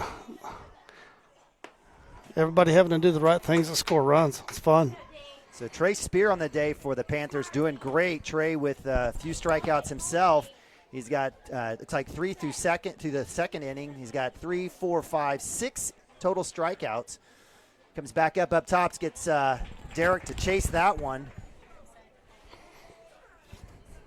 And that'll move the count to 1-2 for the sophomore. Well, hey, for us to get where we want to be, it's good for these young guys to see this arm. Yeah, I think that ball was low and out. But what I'm saying is these young guys at the bottom of the lineup, for us to be successful and move on and make that state tournament, yeah, we're going to see quality arms like this when we get into regional play, and it's important these guys see this kind of pitching. You know, at this point now, I mean, those pitches are balls, but he's called them strikes every time, so we've got to learn from that. And basically, if you're a right-hander, you gotta hug that chalk and protect every part of that plate. So Higdon showing bunt, pulls back. They're gonna call strike. So pitch basically. I think Coach has got an argument. So the pitch was completely out of the zone. Well, the pitch was over his head, and so he pulls back. I don't. Well, I think he not only was he trying to pull back just because it wasn't a strike, but he was getting the heck out of the way because the ball was thrown over his head. I thought he got back on it. I'd be curious to see what the umpire has to say. He did. Just for the sake that it was 12 feet over his head, they just need to call a ball.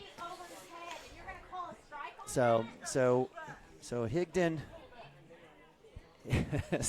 Conversation. So Coach will have a talk with the field ump who called the strike as the plate ump asked for a check. We'll leave it here at 1-0-1, 1 out. Again, no runners on. We have Higdon up to bat with 1 out. We've got Ben Harmon. Is Ben Harmon on deck? He is. So Ben Harmon, who took a nasty shot to the head, almost cracked his helmet, is on deck. So again, as you said, a good game. Good game. So yeah, it's good baseball too. I mean, not just, actually got a little bit of offense and defensive strategy going on here. So is there a pitch count for pitchers here? There sure is. And so what is it for per game for a pitcher, or is it 80 or 81? What's the count? And then does that number mitigate certain next game, 2 days rest, 3 days rest? Yeah, and that changed. That used to be innings, but if you go back a few years ago, we had a kid that in the state tournament that went, I think, pitched 2 complete games, and it's like. So basically, if it's less than 35, no rest required. 35 pitches, no rest required. Anything from 36 to 50, so 1 day on the calendar. So that doesn't have to be during the week. It's just wherever it falls. 51 through 75 pitches is 2 days rest. Basically, as 25 pitch increments as it goes up the scale. I've got it right here looking at it. From 76 to 100. 3 days rest, and like I said, that used to be innings, and I think pinch count is much more important than innings because you could have a 40 pitch inning or a 2-pitch inning, right? But now we're counting pitches, and I think it's legit. And then frankly, that goes back to the kid that Binger had a couple years ago that's still throwing at OU, just a fantastic kid on the mound, but. Through a regional, couple games in a regional, got the state tournament, through a couple games in the state tournament. It's like, sitting 300 pitches here in 2 days, it's not healthy. No, not get it all for the kid. 2-0 shot. Harmon, is that going to drop? Come back and hit that ball's just fair, but it's good to see that from Ben. So Ben Harmon gets a piece of that one over the third baseman. It does go foul. His bat's been just on fire. He has hit balls, just pulling the ball hard down the left field line. Hit it the other night, hit a couple hard balls deep in the gap. Did that at OC. Just recently been on fire.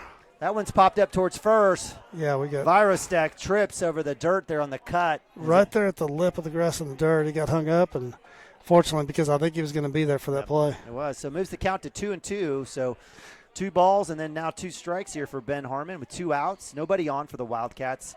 Again, Trace Spear here pitching. Is there a pitch count in a game that you can't supersede or you can't go over?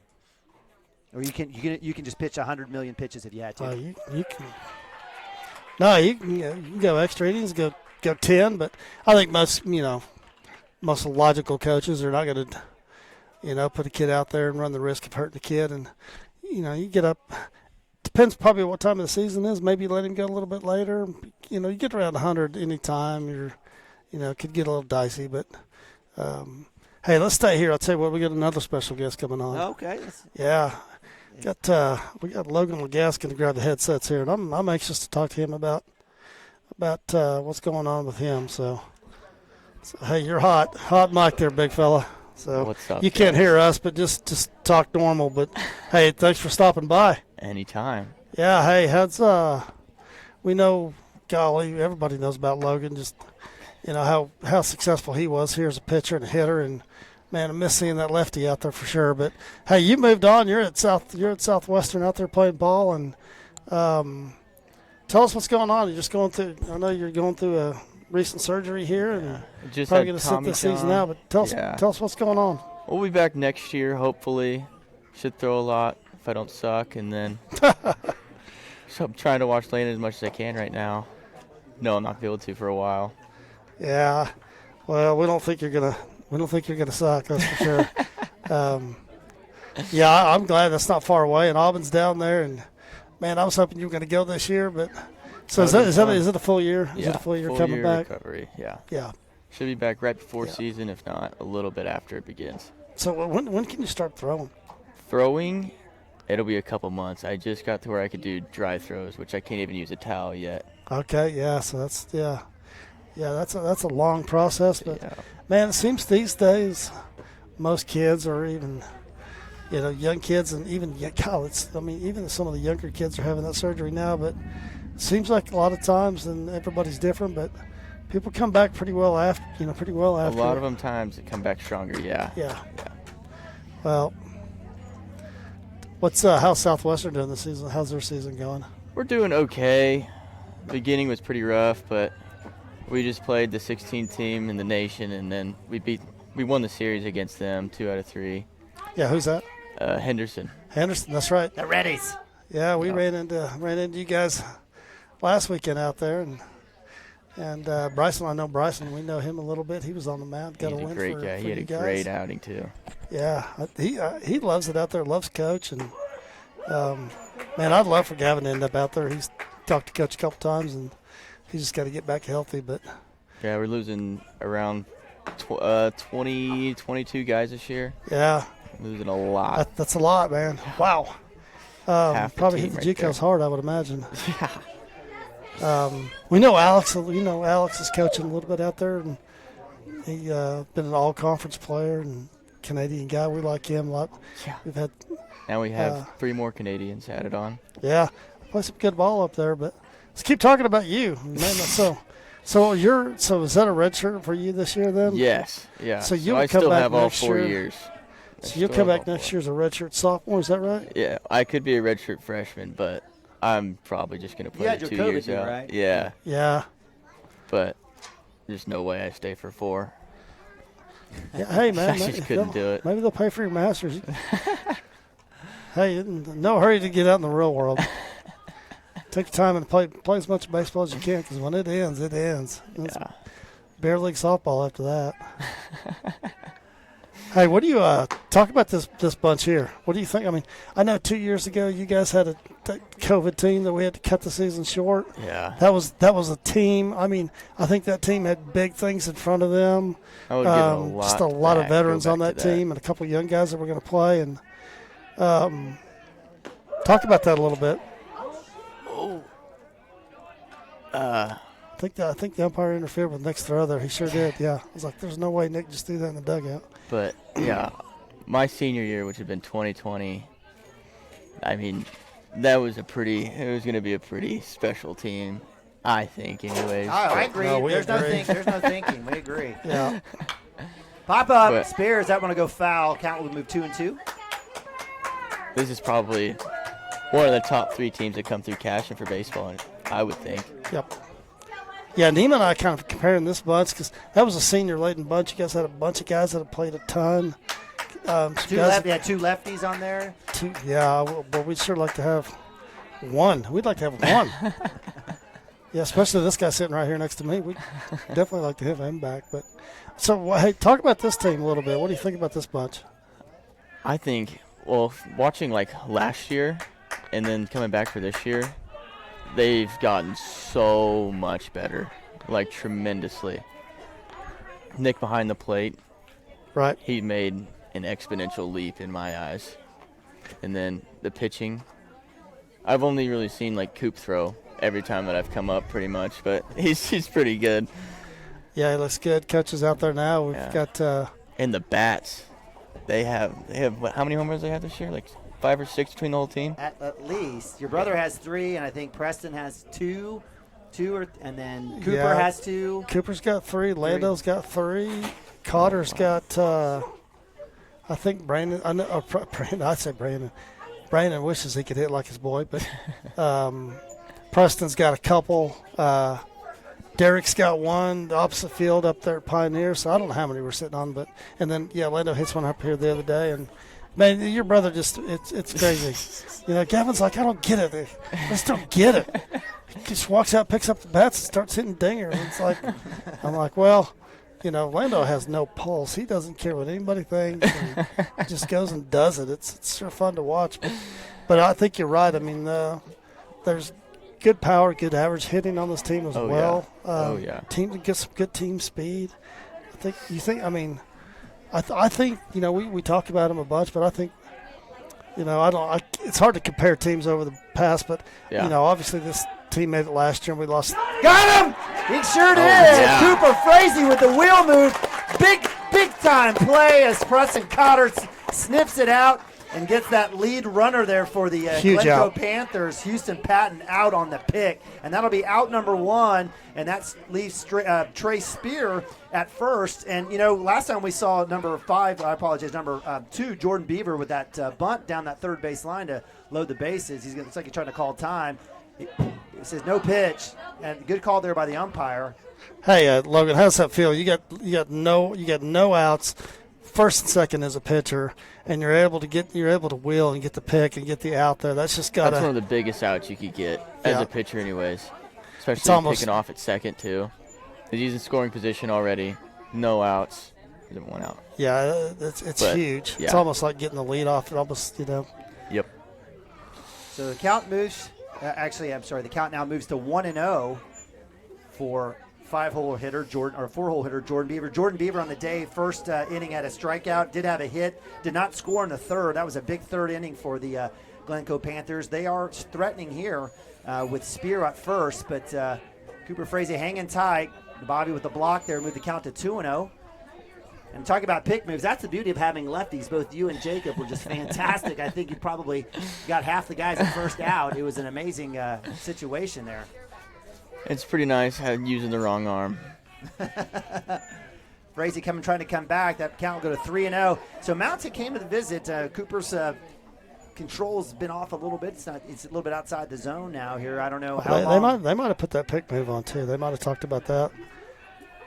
It's back fastball. He'll get that strike. He better, because that's been called against the Wildcats throughout the last couple of innings. Count moves to 3-1. One out here. Spear at first. Hey, Logan, talk about the balancing school and being an athlete. It is very difficult. It Yeah. is very difficult. It's like you have a full-time job and then have class early in the mornings, or you try to schedule them as early as you can in the mornings, then have practice at 2 every day for at least 3 hours, and then you have weights in the morning. So it's not an easy thing to do, but it is doable.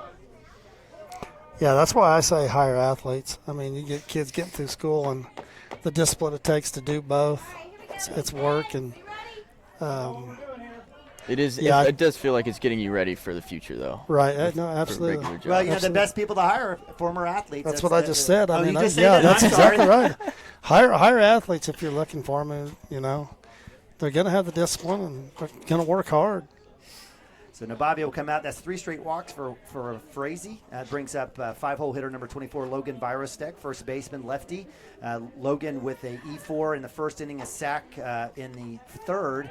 Wildcats may have to look for a bunt here situation. Comes back in, fastball strike. So good start there by Frazee here. What Logan, what's going through his mind right now? He's got 3, the game's tied up 3-3, but 1 out and first and second here. For Coop? Sure. I mean, what are you thinking as a pitcher right here? Get this guy at the plate. Yeah, don't overthink it, right? No. Is that what you yeah, that's what I'm hearing. Yeah, just get on page with the catcher. Straight for him. He's had was it a sack and was it a strikeout? Yeah, no, it was E4. He reached on an error in the first. He hasn't really done anything all game. Nope. Just come straight at him. So 0-2 for Virotech. 1 out. Up top for ball 1. Good spot there for Frazee. Trying to get Virotech to chase and maybe get a double play. Again, knotted up 3-all here, top of 5. Both teams have scored in the first and third, have been held scoreless in the second and fourth. So if you follow trends, somebody's going to score here in the 5th inning.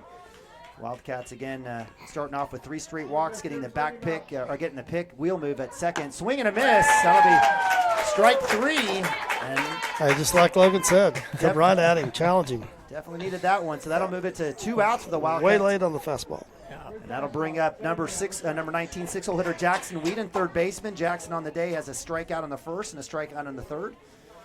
Right-hander. Again, runners at first and second for the Panthers. And definitely have an athlete at 2 in Trey Spear up top for ball 1. Kind of the same thing here, Logan. Is that what you're thinking? Absolutely, especially this is pretty much the bottom half of the lineup, it looks like. Yeah, we talked about that earlier, and that's straight at him. I agree 100%. Just come right at him. Straight compete mode the whole way. Yeah, if you want, I haven't seen anybody at the bottom of the lineup that's going to beat him. No. Their top, I would say 4 or 5. Those guys, you can try to spot the ball up a little bit more, but the lower half, right down the middle. Well, just so keep to that coming point, with 6, 7, 8, 9 have accounted for 1, 2, 3, 4, 5, 6, 7 strikeouts. So 7 of Cooper's 8 strikeouts, or 9 strikeouts, have been in that bottom half. Yeah, quick conversation between Cooper and, maybe Nick's just reminding. Maybe they got crossed up there, but just hey, let's not try to do too much right here. Just come right at him and let's go grab the bats. Runner third. He's out. Rake is there. Now Bobby, good throw. He just came off the left side of the bag as Harmon had to come back and get. Well, I couldn't see the slide, but the way that throw was so far ahead of him, I didn't even think it was close. Coach Mounts is asking for interference here. So I don't know if he's going to win this battle, but I don't mind Coach Mounts asking. Yeah, I don't know. That's filled up, frankly, even paying any attention to that. Yeah, Nick tried to So Cashion fans getting their money's worth here with the umpire as well. So we don't leave that's the one thing about Wildcats. We leave it all on the field. Parents, family members, Grammies and grandpas, cousins, aunties, uncles, brothers, sisters. We're going to get our money's worth when we come out here. So, well, I think the argument is him not staying in the box, and Nick tries to throw behind him, and the kid backs up into the throwing lane there. I doubt seriously that field up saw that. He's probably looking for the play at third, but the home plate umpire, he's got to see that. That's going to be a tough argument to win. I don't mind this as it allow Cooper Frazee kind of get his bearings back again, and he's down. It's 3-0 count here to Jackson Whedon. So Mounts is he got his money's worth too. Argument does not work, but that's okay. I mean, it's a fair argument. It's a fair claim as Nabavi had to come back behind and. The batter doesn't have to do. I mean, batter can just sit there. He didn't have to move. No, you're in the box. You own the box. But you can't make a move. Can't back out of the throwing lane there. That's exactly right. So Frazee comes back in. Oh, that'll be hit by pitch, and that'll load the bases. Yeah, I don't know that that's a bad thing here. I mean, Cooper just needs to come right back at this kid, but we got forces everywhere now. But so Caleb Stokes, left fielder, up to bat. Had a strikeout in the second, strikeout in the third. Right-hander up to bat. In fact, Cooper was able to get him on a nasty breaking ball that had Caleb turning his back. And so with 2 outs, bases loaded. Yeah, Cooper, I'd see him just bow up here and come right at him. We don't need a little blooper or a dribbler down the line here, something crazy. Just come right and just blow this kid away. Fastball swung on first strike. Way late. So what you're thinking, Logan? Just same thing, right? Absolutely. Right at him. There's the odds, even if he does make contact, it's not going to be hard contact. More than likely going to be an out. Second pitch ball.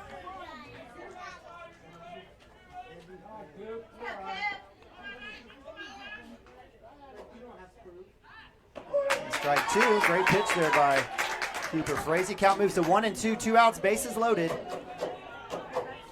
Caleb Stokes up the bat, left fielder, number 8. Be interesting to see what they're going to throw here. He said that the curveball's been good all day, but. So Nabavi with the dirt ball rolls over. No runner there as Trey Spear stays at third. That moves the count to 2-2. Yeah, just throw a strike here. No need to take a risk of hitting him or. Oh, yeah. Strike three. That'll be Big out time for right the there. Panthers. Strand 3. Backwards K for Cooper Frazee. That moves him to 10, 11 strikeouts on the day. And that'll end it for the Panthers as we move to bottom of 5. Wildcats 3, Panthers 3. Be right back right after this.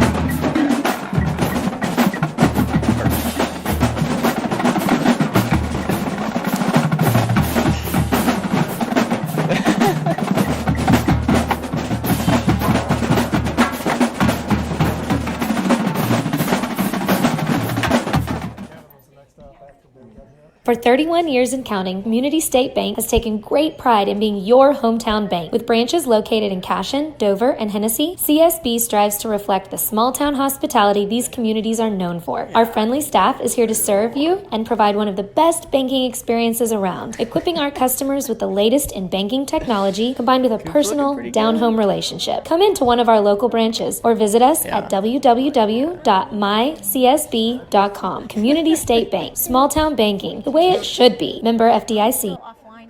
We're on now. Welcome back to Mohole Orlando, the Mohole Orlando tournament. Neiman and Bobby, Dirk Fippen. Appreciate you guys joining us. It's a good one as we move to bottom of 5. We knew it would be. Glencoe, a team that doesn't play football. They play baseball year-round. They did well in the fall. You know, at Wildcats, you know, and game number 9, Glencoe Panthers on the year are probably on game 50. Wildcats losing earlier in the season to the Panthers, looking to get that win, that revenge win here in the championship game. We've got a few seconds here with our man Logan Lagasse. Appreciate you guys joining us, Logan. Absolutely, anytime. Hey, good luck with your recovery, and we know you're going to work hard, man. So, Thank you. hey, thanks for stopping by, and good luck, and get healthy. So we want to come out and watch you play. So, hey, thanks for stopping by, and we'll catch you down the road. Awesome. See you, bud. Super fan Logan Lagasse. I'm partial to the lefty with the strawberry mullet. So good. Absolutely love him. Just watching him, again with my oldest boy Alex and Jacob Woody and the bunch, with that group growing up, playing together, doing great things. They missed out on that 2020 year because of COVID. All right, so Gavin Fippen, bottom of 5, lead off 1, 2, 3 for the Wildcats. Fippen, Frazee, Cotter in the dirt for ball 1. So Wildcats again hold the Panthers to no runs in the top of 5, looking to try to take this lead. No better group. Yeah, this is going to come down to executing a couple things, or just maybe an error. Again, I think we do a good job. We need quality at bats and make him throw. So Trey Spears, speaking of him, that's 42, the pitcher. Fantastic athlete, pitcher up top for ball 3. So good work by Gavin Fippen, getting out dirty 30. Number 7, the right-hander, second baseman for the Wildcats, coming back from injury. Good to see him. And so this is going to be auto take gajillion times a bajillion here. Absolutely. Need him standing down at first base. That'll be strike 1. I think I'd probably take another one, frankly. Make him throw another one. So your lead off. So count moves to 3-1, no outs. Wildcats trying to get a base runner in here to take this lead. Cooper Frazee on deck. Popped up. That's going to go over first base. Virotech is on it, and he makes the grab. So it'll be out number 1 as Gavin Fippen pops to first, and that'll bring up Cooper Frazee, pitcher. So Frazee on the day has a run, reached on error in the first, had a strikeout in the third. That was a tough situation where he showed bunt. It was kind of certainly would rather have him swinging that stick. So Frazee looking to get his first hit of the game against Trey Spears. Takes first. Oh, my goodness. So takes first pitch strike. Yeah, I think coach is trying to execute something with Cooper. Cooper can bunt the ball. We know that. I think he was just trying to do anything he can to scratch a run out here. Yeah, it definitely makes sense there with the runners at first and second for sure. So, well, with no outs especially. You get that runner at third, just, Yep. Get a pass ball here and there, might get manufacture a run. Cooper Frazee sets back, knocks that one foul, so he falls back on the count. 0-2 again for the second at-bat in a row. Again, 1 out for the Wildcats here, bottom of 5. On deck is Preston Cotter. Preston with a hit, an RBI, and a walk on the day, as well as a run. Big hit, third base side. It's over the bag. He's going to call foul ball. It literally looked like it bounced the dirt right over the bag. Wow. I don't have the angle he has, but from here, looked good. So Frazee ahead of that one for sure. Got all of that one, third base side. Looked good. We thought it was going to be good. But he trots back, and it'll be still 0-2 here, 1 out. Well, I like our chances. We go much deeper offensively than they do. We just got to scratch something out here, find a way to get a runner on. And up top, so nice work there by Cooper laying off of that one. High heat, 1-2. Yeah, this kid's a competitive kid. I mean, he's coming at our kids and not afraid to challenge them one bit. In the dirt, That'll go ball 2. Like he's trying to throw some junk there. Cooper Frazee working back. 2-2. 1 out. Nobody on. Bottom of 5. Wildcats looking to get a run here. Get that lead back. Up top, swing and a miss. That'll be strikeout Cooper Frazee. Out number 2 for the Wildcats. And that'll bring up Preston Cotter. Yeah, his first at bat, man, he got into one, and his last at bat, what'd he do? Preston had a hit down the third base side. Yeah, first base just stroked one down. Scored a run. It's a good matchup here. Got super fast hands and exit velocity versus a hard thrower. Righty. So first pitch strike here for Preston Cotter on fastball outside. Swing and a miss for strike 2. So give credit to Trey Spear getting ahead of the Cashion Wildcat batters. Yeah, he's had some deep pitch counts, and we've gone long in a couple innings, but he's big hit, center field. Will it drop? It will drop, and that'll be a single there for Preston Cotter. So 2 outs.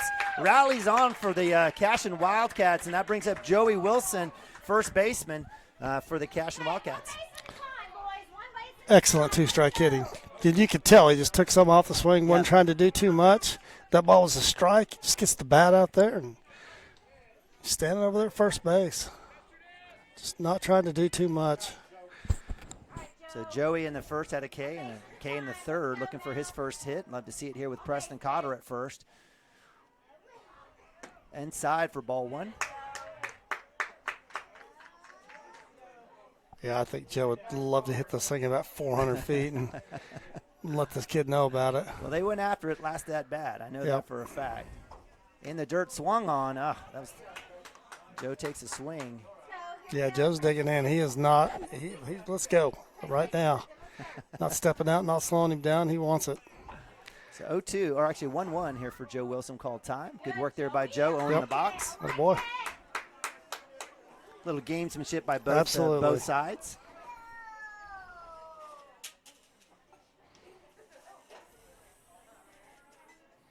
Up top, swung on. It's missed. Joe chasing that one. So the count moves to 1-2. Most likely something.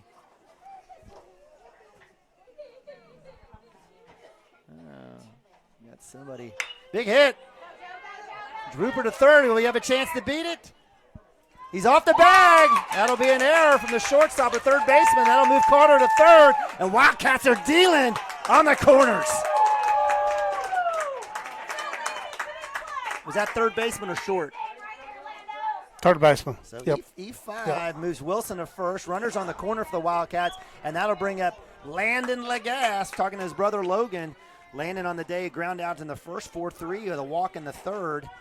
Looking to take the lead here with 2 outs. Nice little rally here for the Cashion Wildcats. Big hit, left side. Woo. Just sounds hard. Sounds different than it did yesterday. I think they went and took those rubber batting practice balls back and rolled out some real ones this game because it's coming off the bat like it should. Absolutely. So Legas stares at foul ball, 0-1. 2 outs. Comes back, swung, missed. Nice breaking ball. That'll move Joey Wilson to 2. So forces out. Yep. Joe's the second. Base hit scores 2 here. So 2 strikes, no balls. 0-2, 2 outs. That'll bring up Landon Legas. With the opportunity, base hit will take the lead back for the Wildcats. Outside, pass ball. Cotter had a chance. Oof. It's probably a good read. Oof.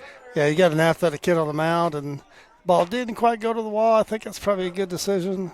I would have liked to see Cotter come off the bag a little bit more. Yeah, good secondary lead there. And not that he's not our fastest kid, not that he doesn't run well, but maybe a little different story if somebody else is there. But 1-2 in the dirt. Check swing, that's off the catcher. That's going to work. That's going to score a run there. So nice work there by Preston Cotter that time as that comes off the catcher's knee. Coach Maxwell wants to have a conversation on what happened. They're going to say that he's check swing Raleigh Fingers plate ump is going to say safe. He's going to say safe. So we're going to get the run here no matter how much Coach Maxwell wants to complain.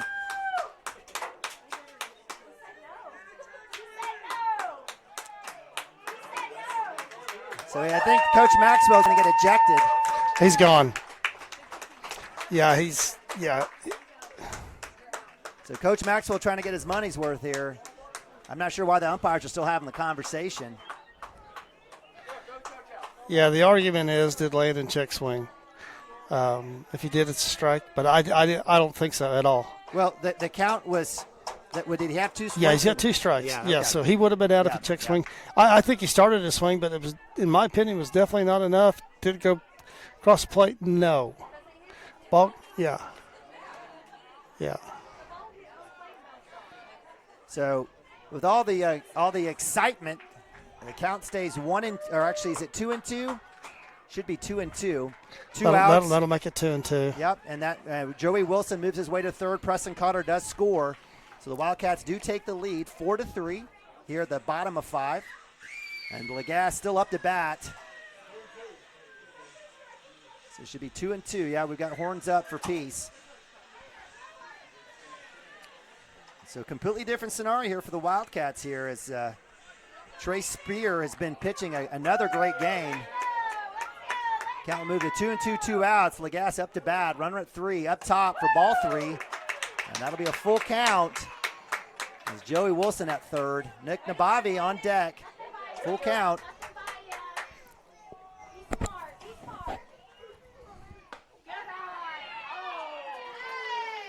And that'll be a ball 4. As Legas trots the first, he said, I'm not even going to talk about it. We're not even going to have this conversation. And so, with runners on the corner, that brings up senior Nick Nabavi. First pitch! Hey, Dad just offered a little bit of encouragement here. Gotta love us dads. Nick is not going to swing at the first pitch. I know, we had the take. It's all right. That's why he gave me that dirt look. So that'll move the count to 0-1. Lane Legas moves to 2. Runners at second and third. 2 outs. Up top for ball 1. My conversation on that one was more about just the life in general. Bless you, Dirk. Again, 1-1, 2 outs. Nabavi at bat. Yeah, that's not his MO. He's going to get deep, especially being 2-0, 3-0 now, doing what he does. You know, Spears might be a little bit rattled, and there's a couple of things just gone on here that did not go his way. That's exactly right. Hey. Outside for ball 3, so 3-1 for Nabavi. Runners at second and third. Derek Shaline on deck for the Wildcats. 2 outs. We'll have a conversation here as number 22, Houston Patton, the catcher, has a conversation with Spear. And that'll give the Wildcats a chance to take a deep breath themselves. Yeah, this kid's a competitive kid, but I don't think his body language just said, hey, I don't need you to come. I mean, he walked away when the catcher came out there. To me, go meet him halfway or go talk to him. I mean, he's a competitive kid for sure. Wearing Robinson's number. That's right. 3-1. Swung, miss. Good swing there by Nabavi. Moves the count to full. The runners at second and third. Base hit will score a run. Walk will load him. Fouls that one off, gets a piece. Yeah, the umpire he's got the worst end of that one there. That's like 2 or 3 times thus far. Yeah. So Coach Mounts will have a conversation as he gives the plate ump a chance to kind of catch himself. He's probably telling him to take his time. He got all day.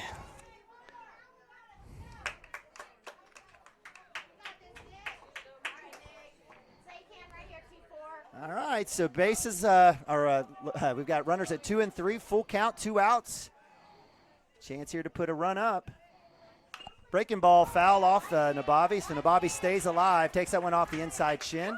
We'll rub that one out. Nick's kind of your kind of guy, no padding. Love it. I love it. Old school. He wears all the padding on defense, so probably good. So again, Nabavi stays alive. Up top, swing, chases that one, bails out. Trey Spear with another K. Yeah, Nick would like to have that one back, but that's still a good at-bat. So we take the lead there 4-3. It's going to be a couple little things within this game. We talked about it, and we're sitting here at the 5th, so we're not done. All right, we'll go to timeout. Be right back. Wildcats 4, Glencoe 3. Christy Perry is a Cashion-based attorney providing clients in Oklahoma with trusted, experienced legal counsel regarding wills and trusts, bankruptcy, and other areas of law. Flexible scheduling is available to discuss your options, and your first consultation is free. If you need assistance regarding a legal matter, call your local Oklahoma licensed attorney, Christy Perry, at 918-373-0882. Our world is changing, but one thing is the same. We're here for you. In these uncertain times, take comfort in knowing that modern women of America is built for this. We are built to handle uncertainties, and we've weathered many in the past 137 years, including world wars, disease outbreaks, depressions, and recessions. You may have concerns about your financial plan, but you can also have peace of mind. You got this because you have us. Hi, my name is Stephanie Woody, and I want to help you or a loved one navigate your way through understanding Medicare. It's hard getting questions answered when you don't know who to call or trust. I am local and appointed with all the insurance carriers in Oklahoma. You can trust me to help you apply for Medicare, make the right decisions based on your current financial and healthcare needs, and feel confident about your future. Act quickly. Annual enrollment period is October 15th to December 7th. Call Stephanie Woody, that's me, at 405-830-4966 to set up an appointment. All right, welcome back to Mohol, Orlando. Neiman and Bobby, Dirk Fippen bringing you guys championship Saturday as the Wildcats taking on the Glencoe Panthers here for the finals of the Mohol, Orlando tournament. Appreciate you guys joining us here on Cashion Wildcats TV. We knew it was going to be good, and, sure. It has been. Wildcats with a 4-3 lead, scoring 2 in the first, 1 in the third, 1 in the fifth. Panthers 1 in the first, 2 in the third. We have a pitching change as senior Landon Lagasse is coming out in relief of Cooper. In relief of Cooper Frazee, looking to get that save. Cooper finishing with 11 Ks unofficially, giving up 3 hits with 3 walks, and certainly a good day for the sophomore. Yeah, leaves with the lead and hands it over to Landon. And we'll be 9 games in. How far are we into the season here? Yeah, this is our 10th game. 10 games in, and this is Landon's first appearance on the mound, coming out of basketball. And hey, got a 1-run lead, kid, championship game, tournament, just no pressure, just got those strikes. See, sounds easy when you say it. We'll see. Absolutely. So Lagasse, the senior, do it all, football, basketball. Absolutely. Kids, you want to talk about mental toughness. I mean, it's certainly there. So that brings up 8-hole hitter number 5, Wyatt Manning. Wyatt with 2 Ks on the day gets first pitch. So Lagasse coming out, gets a strike. It's got to feel good. First time on the mound this season, and first pitch strike. Give credit to the umpire staying consistent on that pitch. What are we, 7-8 or 8-9-1? 8-9-1. Yeah, I've seen that a couple times today. Yeah, so even more important to throw strikes with these 2 kids. Bottom half here. So 1-1 for Wyatt Manning. Number 5, right home. Again, a K in the second, a backwards K in the fourth. In the dirt for ball 2. So 2-1.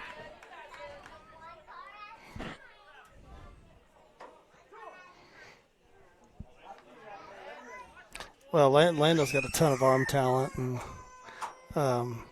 he's got talent everywhere in his body, but a ton of arm talent when his, hopefully he gets the full strength this season. If he can get the full strength and we can get Gavin back, his pitching staff's going to be deep, and so this is good. Good to see him come out and just throwing strikes. There's another one. So that'll move the count to full, 3-2. I missed that last one. I thought the last pitch was a strike. I thought it was. It should have been. I think if Nabavi catches it, it might have been, but maybe just inside. But the ump's been consistent there. That one up top, that'll be a walk, and that'll move the runner to first, lead off, and that'll bring up 9-hole hitter Jesse Ross, number 13, DH, with a walk in the second and a K in the fourth.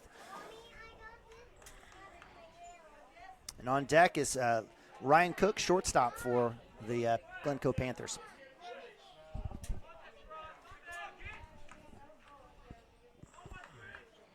First pitch strike, so again, Lando coming out, getting ahead.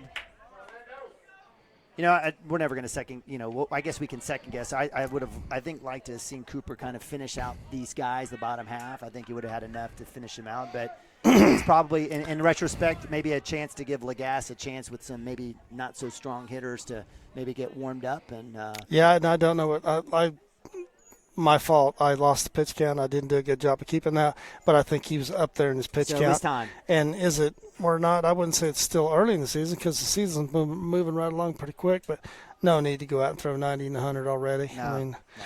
you know, he threw earlier this week. He threw complete game. You know, a few days prior to that. So, yep, we got some. I mean, I think I'd have to look at the schedule and see what it looks like the rest of the week, but. You know, that's something else you got to think about too. Shows bunt. And Bobby does a great job blocking that, keeping that in front as that one goes to the dirt. Count goes to 1-1. A nice safety blanket and having Nick Nababi, middle linebacker, running back behind the dish. And that's why Mount always talks about he likes his catchers a little beefy. Yep, likes them a little bit bigger. And bunt to 1. Gets the Lagasse looking for that lead runner. Right idea. Harmon loses it. That'll get the runner to 3. And a tough situation as an easy hit to Lagasse turns around, and sometimes it's the easiest throws that end up being the most difficult. That's exactly right. I think it's the right decision. It's the right decision. Just it's got a little air underneath it. So what was hopefully going to be an out at either 2-1 is now a error, and that'll be put runners on the corners. And Ryan Cook, shortstop, leadoff with no outs for the Panthers. And similar situation I think we found ourselves in last time, not necessarily the 6th inning, but deeper. And Coach Mount's going to have that conversation and say, hey, let's make sure that we know what we're doing here. Yeah, we turn around and get the big pick, or get the big pick at second base, and that was huge that inning. But first and third here with no outs, they've got some options here, so see how we defend it.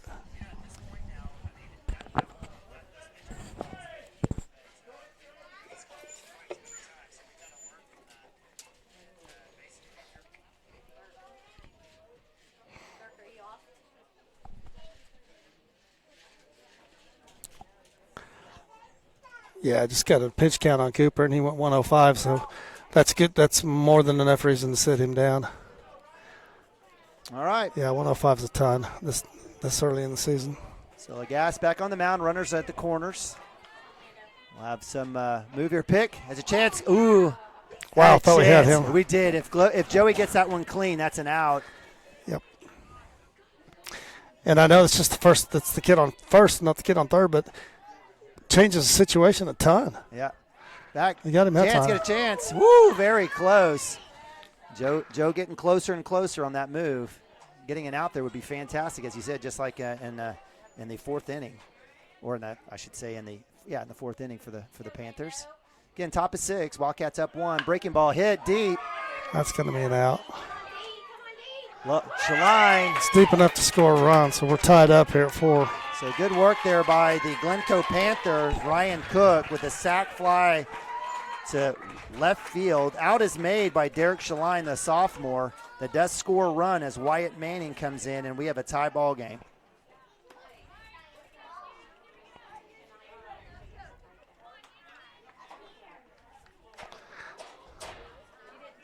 So he's hit 2 down there hard like that, and both of those balls been up in his eyes. Goes up and gets it, both of those. So Coach Mount's asking if he had left early or not. Again, both coaches working their trying to work at the part of the game. If you see something, go argue, you know, especially if your kids see something. Yeah. You know, hey, go argue minimally. It's just, hey, so they know you got their back, but I don't know if that's what the conversation was. I'm not sure. I don't know what else it could have been. So with 1 out, top of 6, runner at first. Yeah, that's the other interesting part. The kid at first is still standing on first.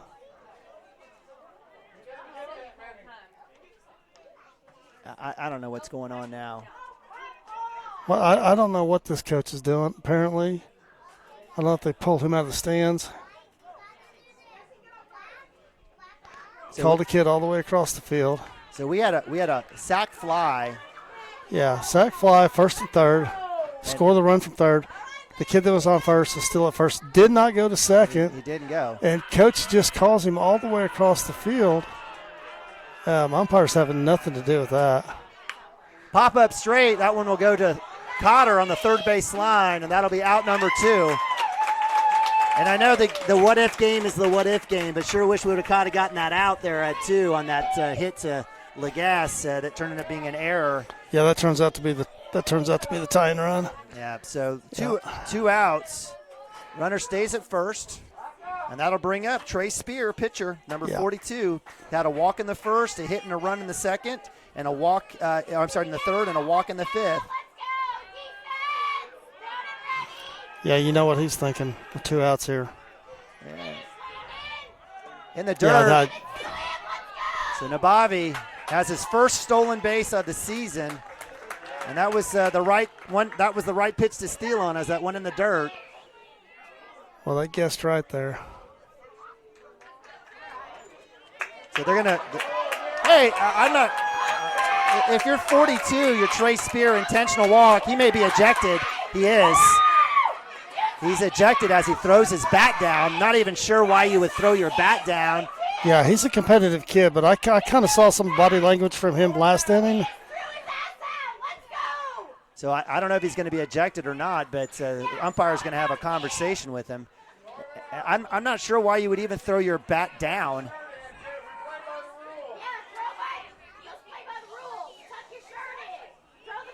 So intentional walk. That'll move Trey Spear to first base.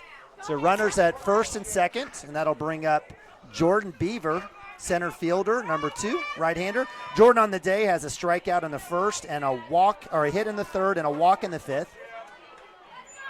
Yeah, you could see the body language from him last inning when he gave up the lead.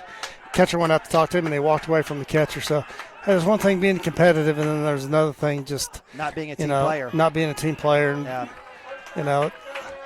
Yeah, we know the kid's a good athlete, but it's not about you. Yeah, and if you're wanting to play at the next level, those are things that'll catch up to you. Hey, I got a problem with it. If I'm a coach standing here watching him, I just made my mind up. So 2-0, Legas facing off against number 2, Jordan Beaver, 4 hitter. Not sure if he swung on, fouled off of Beaver there, so that'll move the count to 2-1. Again, 2 outs here, so got third base open, so we got forces everywhere in the infield.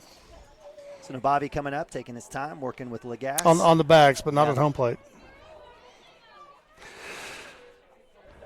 Getting chippy, partner. Getting chippy. Hey, listen, competition. Parents are going back and forth. And that's right. Parents getting after the umpires. Coaches getting tossed. Get your kids throwing bats. Get your money's worth. I honestly, I mean, look, I know you're a traditionalist. I do agree that Trey needs to tuck his shirt in, but more than that, it was the slamming of the bat in the dirt. I mean, that was ridiculous.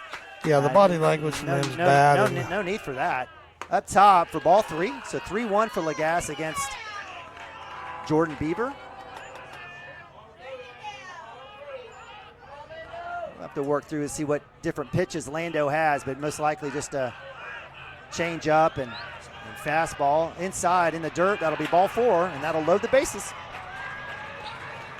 Yeah, I noticed early in the game when Gavin got thrown out at first, Gavin came by and Gavin's, if you're going to say something to him, he's going to say something back. And those two had words early in that inning, and I think it started with him.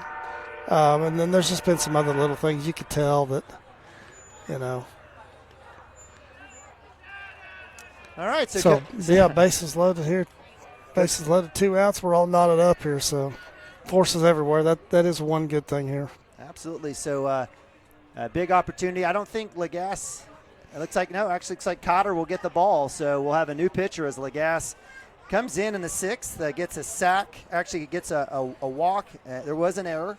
Had a sack fly, popped to third for the second out, and a couple more walks. And intentional walk. Yep, intentional walk. So certainly with that, Preston Cotter and coming in with bases loaded in a tie game. Does that mean less pressure for the guy coming in right now, or is that well, more it pressure? doesn't help, but he's done this twice with 2 outs. He's come in twice this season with 2 outs and got a quick out.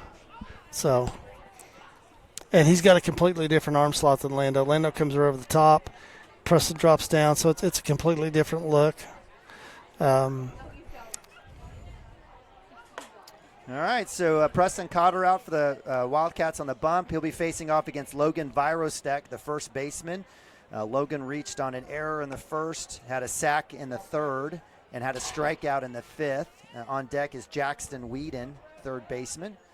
And Wildcats have 2 outs. We want to get this out right here. A walk will give the lead back to the Panthers. And, the Panthers, they scored their runs in bunches against us in that last game. That necessarily hasn't been the case here today. Wildcats have been pretty good holding them off. All right, so. Yeah, just a couple big innings in that first game with just everything that went their way. And this is, it's what we thought. It's been, we thought 2 good arms on the mound, good chance to keep the score down. And I'm going to guess Spears is going to go back to the mound, but I'm sure his pitch count is way up there as well. All right, so Logan Virostek, the lefty, up to bat. Cotter. Just missed. He wanted that one bad. That would have been nice. Starts off with the ball. 1-0. Good spot, though, there.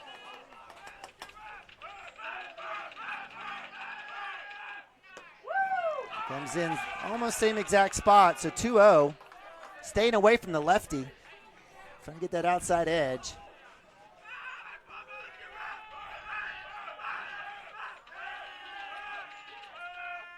That one's low for ball 3. So auto take here, most likely for Virostek. Yeah, absolutely. You got a potential run to go up one. He'll call the strike. That's a 3-0 strike. Thank you very much. The ball's down. Yeah, it sure was. So we'll take that one. So even Steven. So 3-1 here for Cotter. Comes back inside. That'll be a walk. So that'll score a run as Trey Spear, or I believe actually number 13, who was pinch running for Trey Spear. Nope.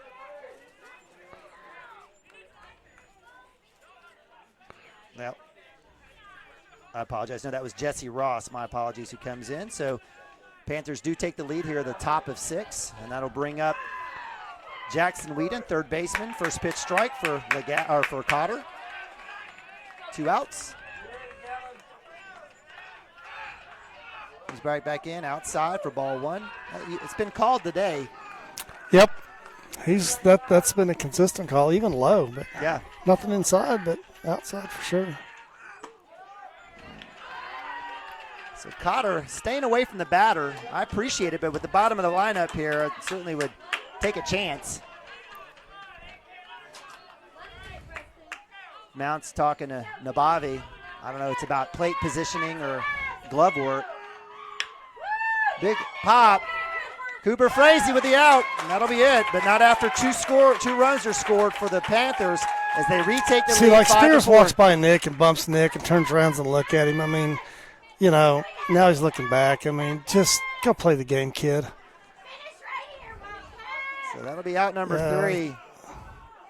And I don't think anyone at Glencoe is going to give him that coaching since he's their best player. So nonetheless, we move to bottom of 6. Well, that wouldn't happen. Go ahead. That's not going to happen with any of our coaches. That stuff's not going on. Line out to Cooper Frazee at short is out number 3.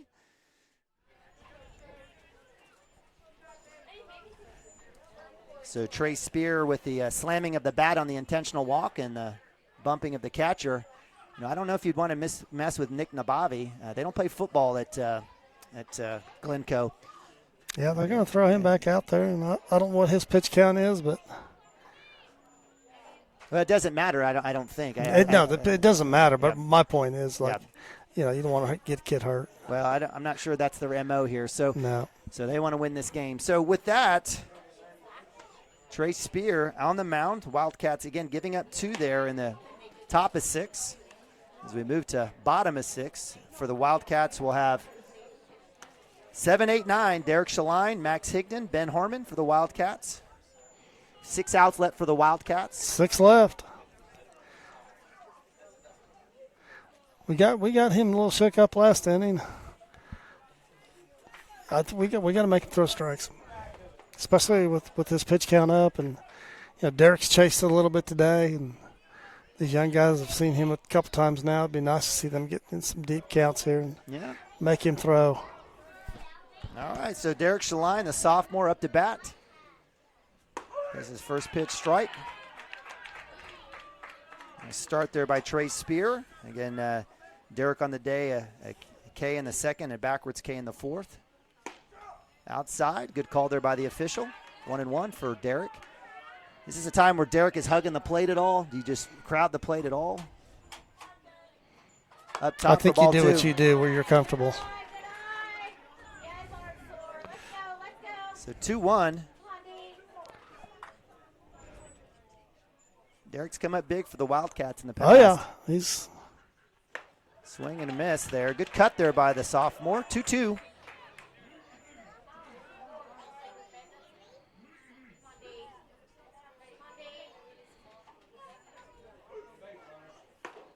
Swing and a miss. Strikeout.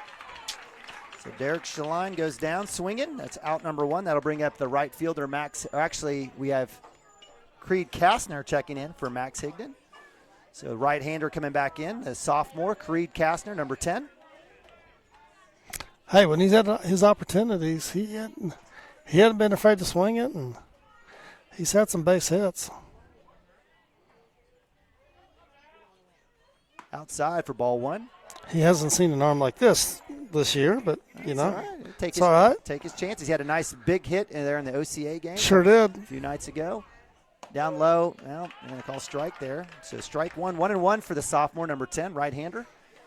Creed also had a complete game in the first game against Coyle, pitching on the mound. Did a great job.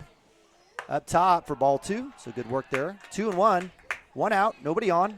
Bottom of 6. I don't know if this is what Creed's thinking, but, if he's up there to see a couple pitches first, then I like that approach. Down low for ball 3. So 3-1 for Kastner. Cool as a cucumber. The other side of the pillow? Other side of the pillow, yes. So the sophomore up to bat, staring at 3-1. And back in, up top, inside, strike 2, full count.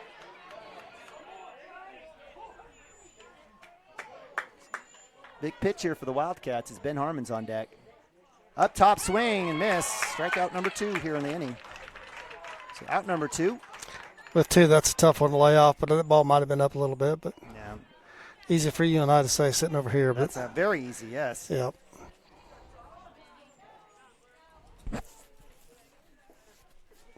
And that'll bring up senior Ben Harmon.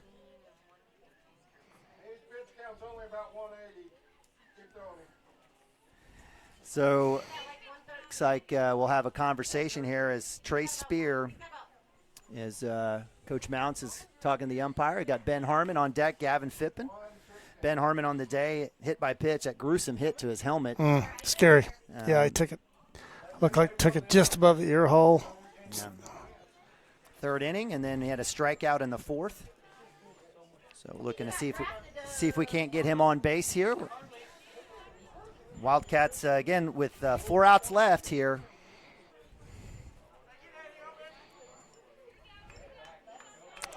Well, it's a big game for rankings for us too. Yep. You get number 5. With their B, right? Their B. Yeah, class. It doesn't matter. Yeah.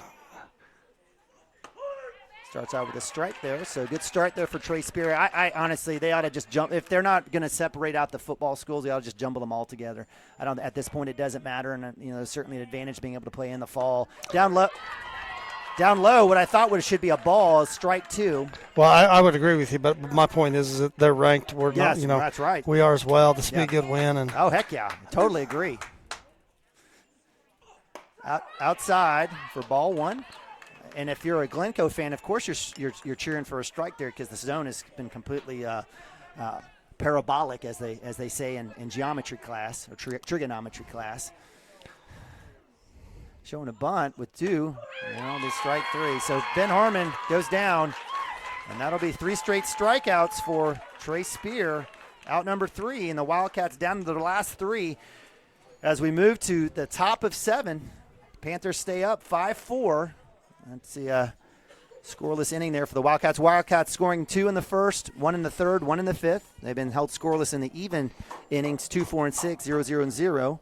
Panthers scoring in the first, getting 2 in the third, and then 2 in the sixth. As we move to the top of 7. For the Panthers, we have 7, 8, 9 up for Glencoe, Caleb Stokes, Wyatt Manning, and Jesse Ross. Looks like Joe might take the mound here. Not a bad idea. He's thrown a ton of strikes this year. Get 7, 8, 9 real quick. Bang, bang, bang. Get back to the bats. We're at the top of the lineup and go win this thing. All right, so as the Wildcats take the field, we've got the senior Wilson on the mound, Nabavi at catcher and working around the horn. We've got now replacing Joe at first is Preston Cotter, the sophomore, or the junior. Senior Gavin Fippen at 2. Sophomore Cooper Frazee at short. Ben Harmon at third. And around the outfield, we've got sophomore Derek Shaline, senior Landon Lagasse. And in right field, we should have Max Higdon. I don't see him, but I think. I see 5 out there. Okay, I lost him. Yeah. There he is. Okay. Yeah. And we've got freshman Max Higdon. All right, so partner, here we go. Wildcats down 1 as we move to top of 7. This is it. 7, 8, 9. Critical to throw strikes here. Get out of this half quickly. Get back to the bats. Got 1, 2, 3 for us coming up. So if you're going to draw it up, that's exactly how you want it. 7, 8, 9 for them. 1, 2, 3 for us. So we'll see. Let's go execute. All right, so Lagasse and Cotter. Lagasse throws a third, I think, and then Cotter throws 2 thirds. Cotter comes in with the third there to finish it out. And we got Joe Wilson here, senior. Pitch there. I think Joe's had 4 appearances so far. I think he's had 4 appearances and thrown pretty well. Kind of battled through a little bit over at Pioneer, but came back through some more strikes, and so. All right, so here we go. So last 3 outs here for the Panthers, trying to add to that 1-run lead here as we move to the top of 7. They lead 5-4 again. Number 5 ranked in Class B against the 10th ranked Class 2A Cashion Wildcats. Wildcats round and around here, and so again we've got 7, 8, 9. Caleb Stokes leading off here in the top of 7. Left fielder with a K in the second, a K in the third, and a backwards K in the fifth. So I think it might be just Joe needs to throw some strikes. That's the magic. Throw strikes and 7, 8, 9 again. Let's go right at them.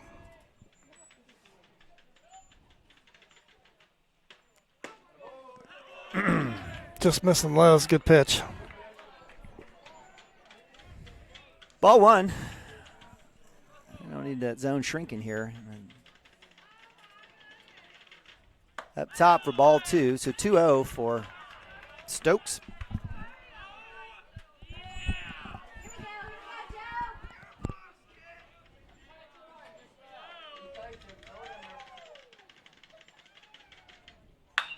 Big hit down the third base line. Is that going to go foul? Foul ball. That was deep. So the longest strike you'll find. That's a big, long strike is all that is. So Caleb Stokes was rounding 2, wanted that one back. So count moves to 2-1.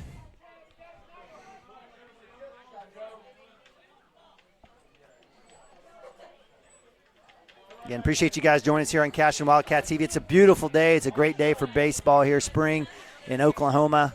You don't know what you're going to get. Today was a good one. That one's foul. Kind of feels like a playoff game a little bit, doesn't it? It does. We've had a little bit of everything. Yeah.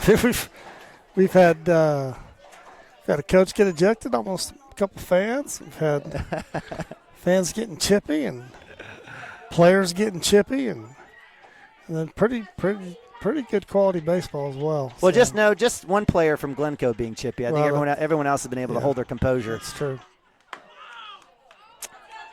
Joey's trying to throw some junk there. I don't think it broke or something didn't happen. Yeah. So again, 7, 8, 9. Let's just go right at them.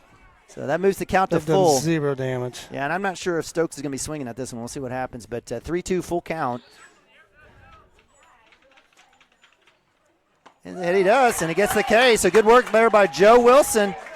The senior gets the strikeout, out number 1 here.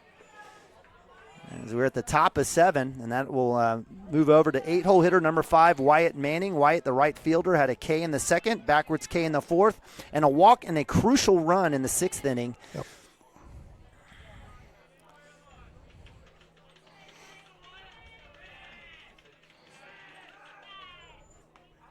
Going to be hit by pitch. So living life right is Mr. Manning, and he'll go to first base.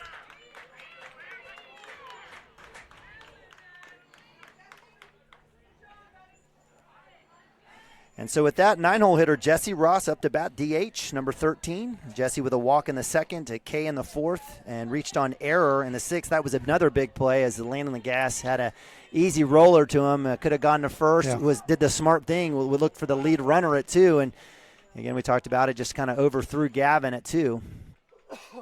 He's got a little ahead of himself and overthrew him.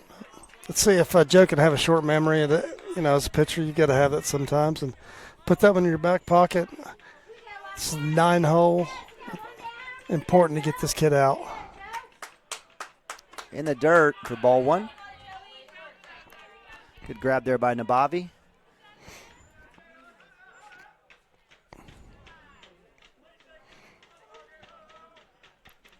I think we're approaching 2.5 hours here. Pretty close. Inside for ball 2. Glencoe bring the softball team? A lot of chatter and drumsticks. Yeah, I don't know. Hey, you know what? I used to have a problem with that. Now having a daughter that plays softball, I actually like it.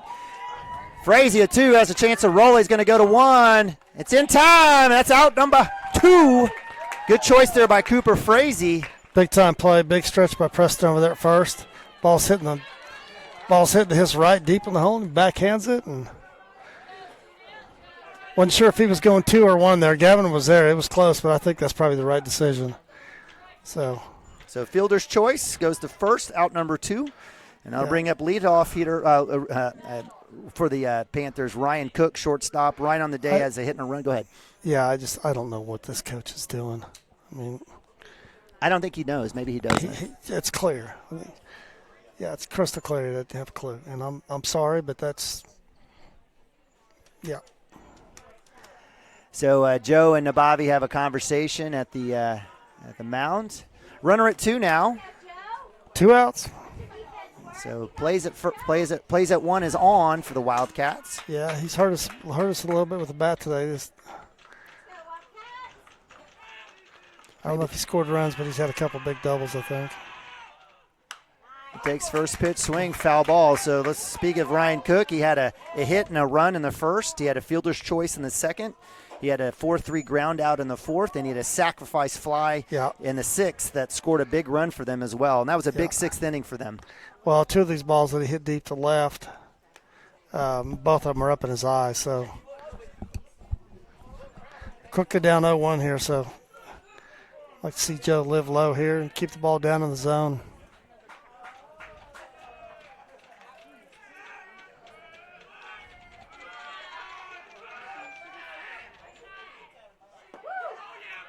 Well, breaking ball there, it looks like. We'll count 1-1 outside. Bobby working to keep that in front, keep that runner at 2. 1-1, 2 outs, runner at 2. Top of 7. Wildcats trying to get out of this jam here, get up to bat. Little wheel there, coming back. Cooper Frazee with the grab, keeping things honest. Nice work there by the sophomore, coming backhand on that one. Yeah, let's focus here at the plate. Keep the ball down, throw a strike here. See if we can't get a ground ball. Big hit to left side. It's going to be foul as Derek Shaline on the chase. That one And that'll move the count to 1-2 as Yep. Joe's in good shape here. Just keep the ball down. And that ball's up, and this kid's a dead pull hitter. All right, 1-2, 2 outs, runner at 2. Wildcats down 1 run, 5-4 here, top of 7. Championship on the line. Breaking ball outside, that's ball 2. I absolutely love Cooper Frazee kicking a little dirt on the base runner over there, kind of trying to confuse and mess with him. The game, this is why people love baseball, right? The game within the game. You bet. Come right back in. That's a big hit. Shaline has a chance with the catch. No, he drops it. Not sure what happened there. I just kind of throw. Did Derek? No, he's out. No, Derek's saying he caught it.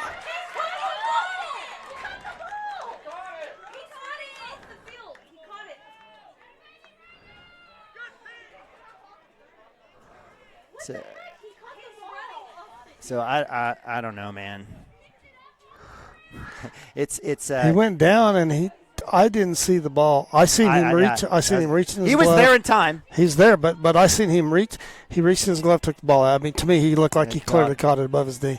He was down low and he had to go down and got his thumb underneath it. But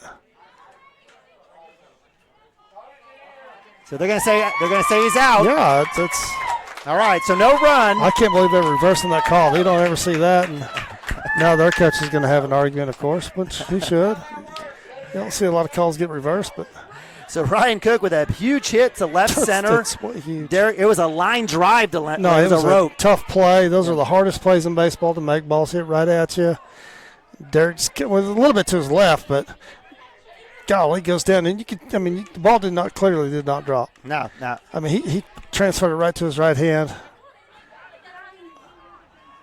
So we moved to bottom of 7. We'll leave it here as there's some conversation here as we might have another coach thrown out for the Glencoe Panthers. Yeah, that's not going to hurt them a bit. Yeah. Sorry. I love it. It's okay. Yeah, hey, this is Homer television for the Cashion Wildcats. Sure. Nothing disparaging, right? I mean, just the idea that Coach Brady Maxwell, the brains of the operation, and we're going to have now another Glencoe Panther coach out on the. I don't know how many they've got. They've got about 5 T-shirts out there, but they'll have another one come out and have a conversation. And I think he just basically wants to complain about the call. But in essence, I believe it was the right call. I mean, just looking at the body language where Derek was, how he came up, and that's why I was like, did he drop it? Otherwise, if he didn't drop it, that's if it wasn't. Yeah, it's huge. All right, so the Wildcats with 3 outs left, and hey. You know what? If you had an opportunity to try to win the game, it looks like they're going to make a pitching change too. So 1, 2, and 3. So Gavin Fippen, Cooper Frazee, Preston Cotter up to bat. Wildcats here 1, 2, and 3 looking, and we do have a pitching change as Trey Spear, who has had a phenomenal game. I mean, he's just an extremely talented kid. I wouldn't necessarily say in terms of just, you talk about his competitiveness. I mean, yes, we still and early on I thought, okay, it's just competitiveness, and yeah, that's okay. You can be competitive, but he lost his cool a little bit. So he did, but he give him credit. 1, 3, 6, 9. 11, 14 strikeouts for Trey, man. 14 strikeouts, so great day for him. Gave up a few hits. Obviously gave up 6 runs, or 4 runs. I apologize. We're hoping 6 runs. But again, on the mound here we have. Is that number 2? I can't tell. Is that number 2? Looks like it. So Jordan Beaver, the center fielder, is coming in to pitch. Yes, it is. And with that. Spear moves back to short, which then moves, I guess, Ryan Cook, number 14, probably to the outfield. Has to go to center field, most guess, or at some point somewhere to replace Beaver. So, well, if you're going to, like I said, if you're going to draw it up, this is what you want. We're 1, 2, 3 at the top of the lineup here, and looks like they got another. Beaver looks like he's got a good quality arm and.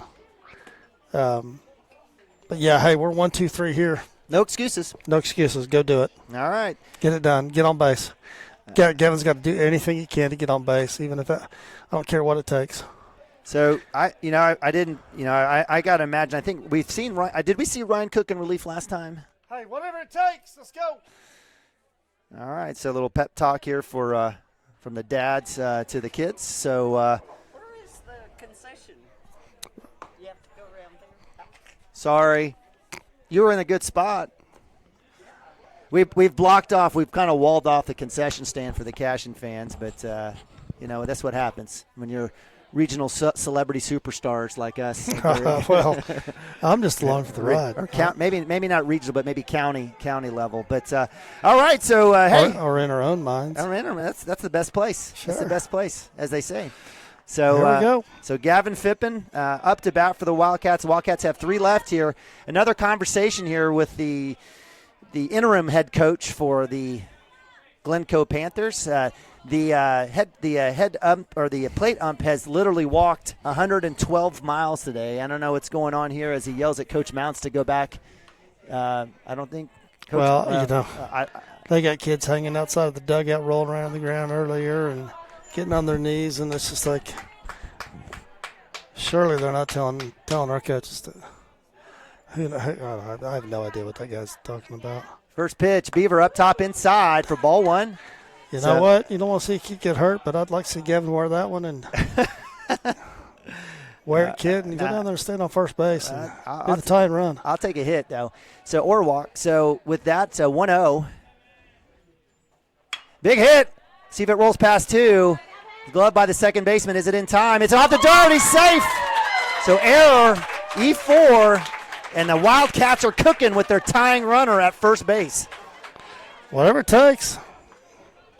Put the ball in play, make them get you out. Sometimes good things happen, and thank you very much. Yeah, I think Gavin could have reached on that first at-bat.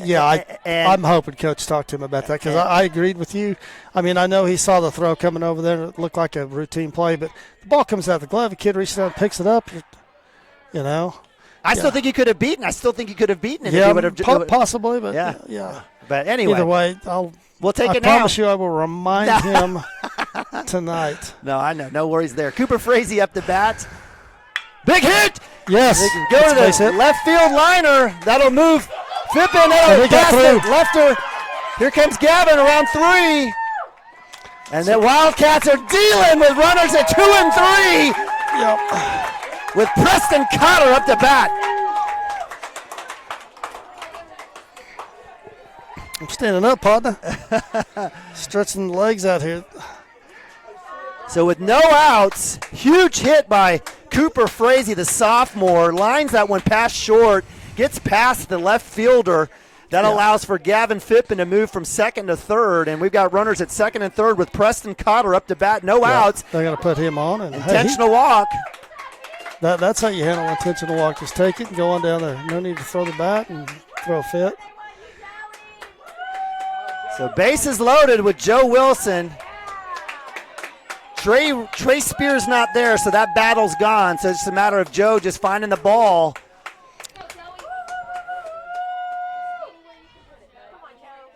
In the dirt, ball 1. Get no outs, bases loaded. Appreciate you guys joining us here on CWTV. I sure like our chances. Unless we roll into a double play here. Shut your mouth, Dirk. Big hit, chopper to short. Spear with the throw to 2 with the force, and that scores a tying run.